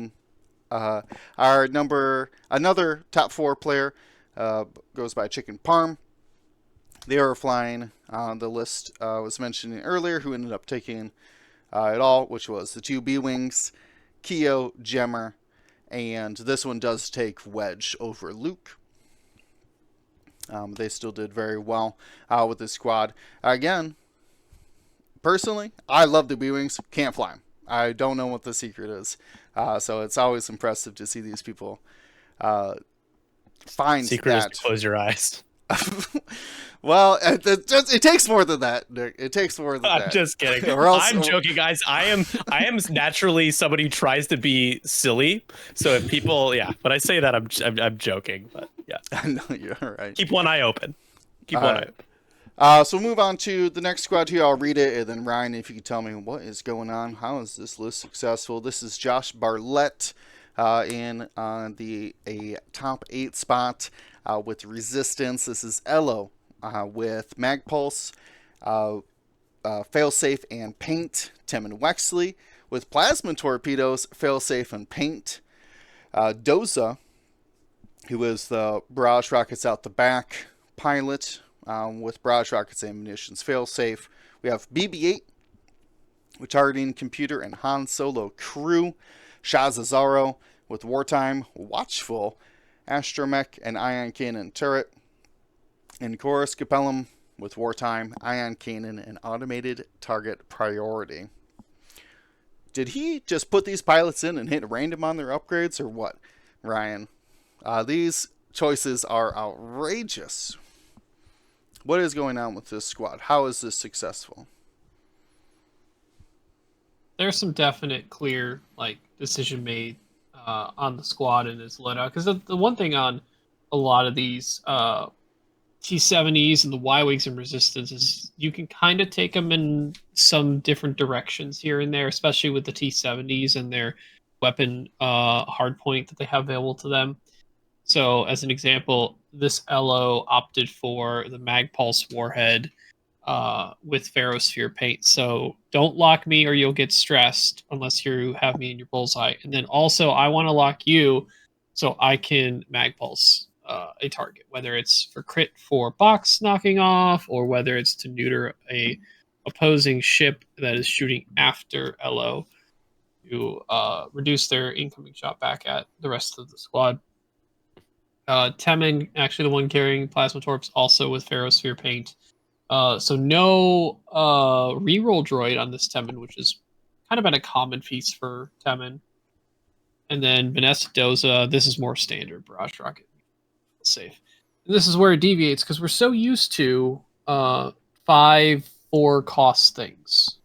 Josh opted for 6 ships in his resistance list. So being that he has 3 4-pointers, to get 2 more would require, especially with only 1 2-pointer available, you need a 2-pointer and 2 3-pointers. And, 2 3-point Y-Wings, solid options. Opting for wartime and ion cannon turret.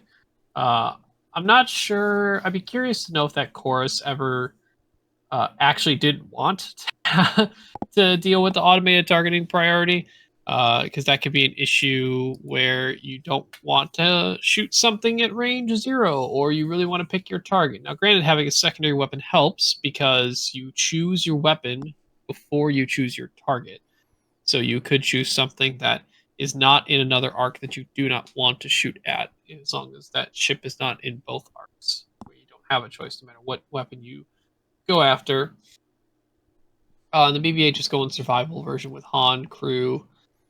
Both Y-Wings have no bombs, but they're wartime, big health pool, and ion cannon turret. So I'm assuming some amount of preference on objective control, utilizing the durability, the overall list. It's got your T-70 chassis, 3 shields, 4 hull, 2 agility, and then the Y-Wings with their 9 health with the 4 hull and 5 shields and 1 agility. So it can be daunting for people to analyze target priority on that, on top of understanding what how they should attack objectives. So it's a definite case-by-case basis what target you should be going after when you're facing off against this, because each scenario and even after deployment can vastly affect what things you want to attack.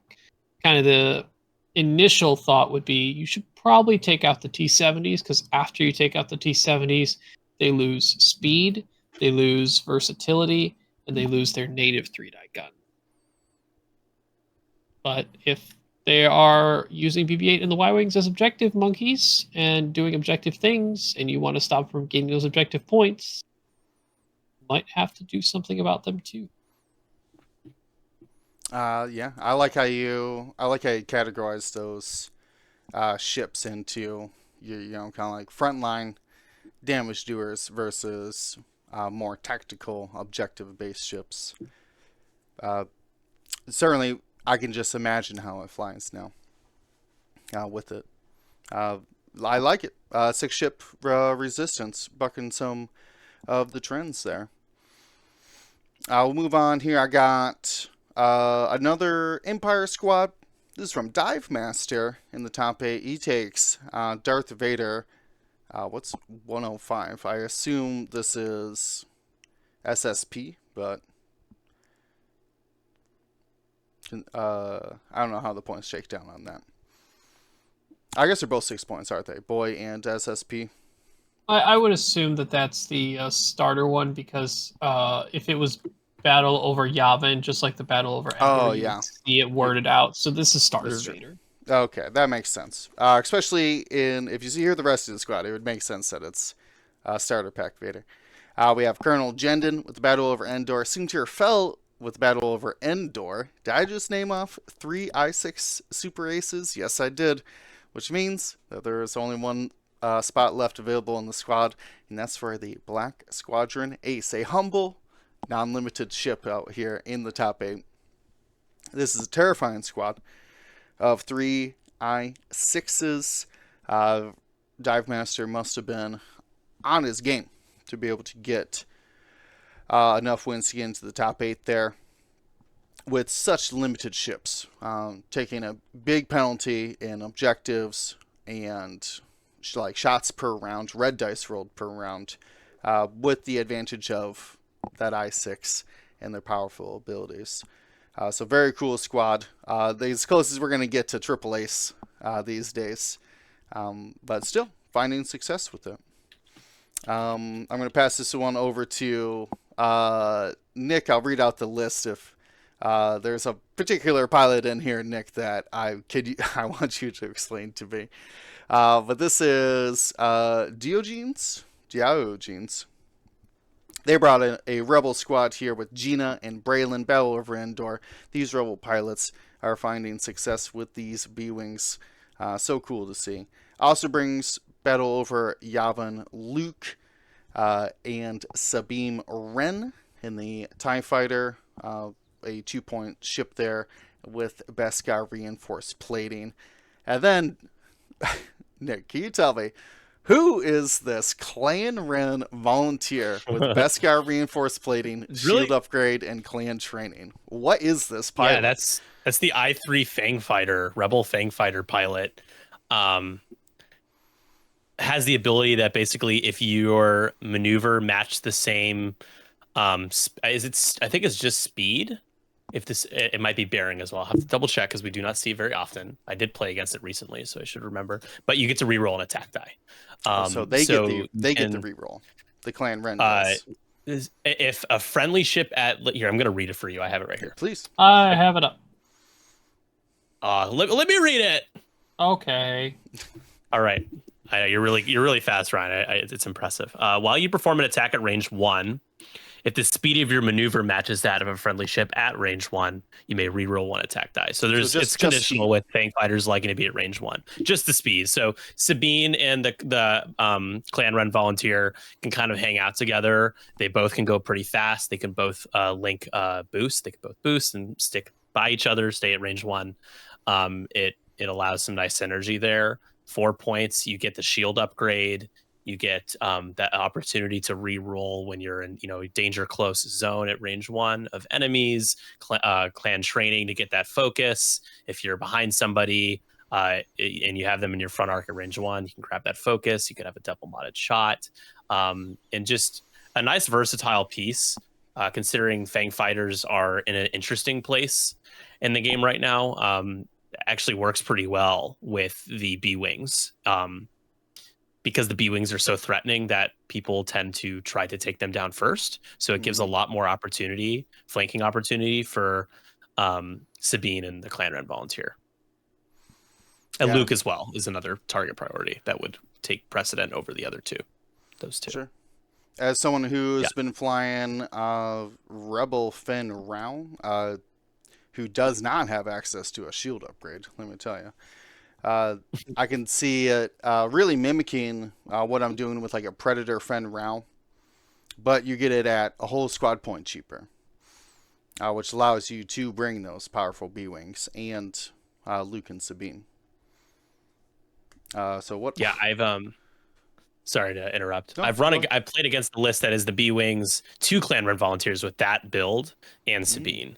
Ooh. And that's also and so essentially the Fangs and Sabine are on one corner and the B-Wings take up around the middle of the board and go forward, and you have to choose to get flanked by 3 pretty threatening pieces that are very cheap and hard to take down, or to address the double modded Juke Pro Torp in the room with Gina, right? So it's a really cool list. JJ Psych J7, just give him a shout out because he's the one that I played against with this list, with that list. Interesting. So that would have been customized Braylon then, for the points to work out. It would be Braylon's 4, Gina's 5. So it's 8 points, 11 points for Sabine, the two fangs. That's 11 plus 9. Yeah, sorry, Sabine. Oh, yeah, this Sabine is the Sabine. A-wing. This is Sabine tie in this squadron, but yes. Oh yeah, that's sorry. That's I'm your thinking linked, about your that linked list. boost now makes your linked boost comment makes more sense now.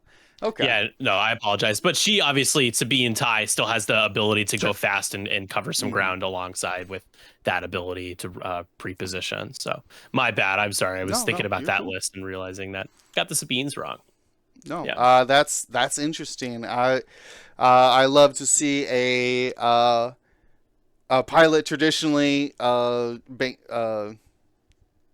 as what we would call binder fodder, getting out onto the table and finding success as well. Very cool. We got one last squad here as we ramp up, and this is from Mark. I don't know how to pronounce his name. American. Anyways, they had flown. Yes, a first order squad here with crazy high initiative. Null with the automated targeting, fanatical, proud tradition. That's the I7 who ends up being I0 at I0 at some point. We have Midnight with pattern analyzer and fanatical, Major Von Reg with primed thrusters, lone wolf, and daredevil. This guy loves to do some crazy stuff with his Von Reg with that loadout. We also have Kylo Ren with enhanced jamming suite, sensor scramblers, marksmanship, extreme maneuvers, and malice. And then Gideon Hask with Hondo, pattern analyzer, and fanatical. So it can takes this support piece with Gideon with that long range 3 coordinate with Hondo, being able to help out these aces out there, Von Reg and Kylo. Coordinating someone a daredevil or extreme maneuvers boost before they move just opens up a crazy chart of maneuver patterns for them that I can't even imagine, right? But in the hands of a player who's used to that, can really find some success, especially when you have such high initiative. No, Midnight and Von Reg are all 6 or better, and then Kylo Ren's still a 5 out there, in a very effective fashion with that malice and marksmanship, just basically printing crits. If you line up bullseye on something, you're printing crits onto it, and flipping up their damage cards as well with Kylo's ability. It's very cool to see these kind of unnamed, or not unnamed, but not often chosen pilots like Null and Gideon filling in those places for a first order squad. So very cool to see that as well. There's a bunch of other lists in there. Definitely go and check out the Roll Better or the List Fortress for the LSO. It was, from what I heard, a fantastically run event. So I hope, like all the other places hosting these grand tournaments, they continue to have events run at them when the community can show that support and the want for more tournament X-Wing play. We are hitting our time here. Anything I missed, guys? Anything that we need to hit on before we get out of here? Any shout outs or anything you want to call out? Speaking of LSO, Brian Serafine, give big shout out to Brian. Great TO, great dude. He's the guy who ran the event. Yeah, he's done LVO in the past couple years. He's an LVO the past 2 years. Mm-hmm. Yeah. I just want to give Brian the proper shout out he deserves. Yeah. Well, that means he's not doing LVO then, is he? Because he made a big post about how this was his last official tournament. It's sad to see him go, but I'm glad that we were able to get him. Easy. It's a lot of time and effort. Surprising. But yeah, that's a great shout out. Brian He's done an excellent work in the community in the past, and he, of course, ran another successful event over the weekend. My only shout-outs to you, Nick, and the 312 Squadron. Please promote all the work you do at 312. Where can they find you? Where can they get information about where to catch you on the streams or on the internet? Sure, yeah. So 312 is proud to be the communications attached, the liaison person, PR person team of the XWA. And we do a little bit of everything. We have our own podcast, not nearly as great as these guys' podcasts, though, at GSP, of course. We try. We pale in comparison. But we interview people, and we really enjoy what we do there. Twitch, we stream on Twitch pretty often. We do a lot of in-person events and casual streams at my place here. YouTube, we post on YouTube all the time, and we even have a Patreon if you want to get some really cool exclusive cards and tokens and stuff. We have a Patreon too. So yeah, those are all ways you can support us. Thanks. You do excellent work out there. One of the, if not the figurehead of the Chicagoland area, in my opinion, really spearheading events and stuff. So, Nick, you've been doing excellent work. Of course, you're a Gold Squadron member, but we really do love to see you branch out and be, taking up that role as a community leader on your own as well.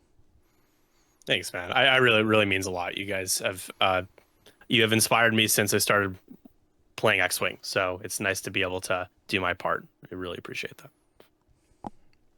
Oh, that's going to be the end of the podcast. Just a reminder, not this weekend, next weekend, August. Don't let me say the wrong. August 3rd and 4th. We'll be out at Salt Lake City for the Salt Lake Open, an official event. Come join us on this stream. Come say hi.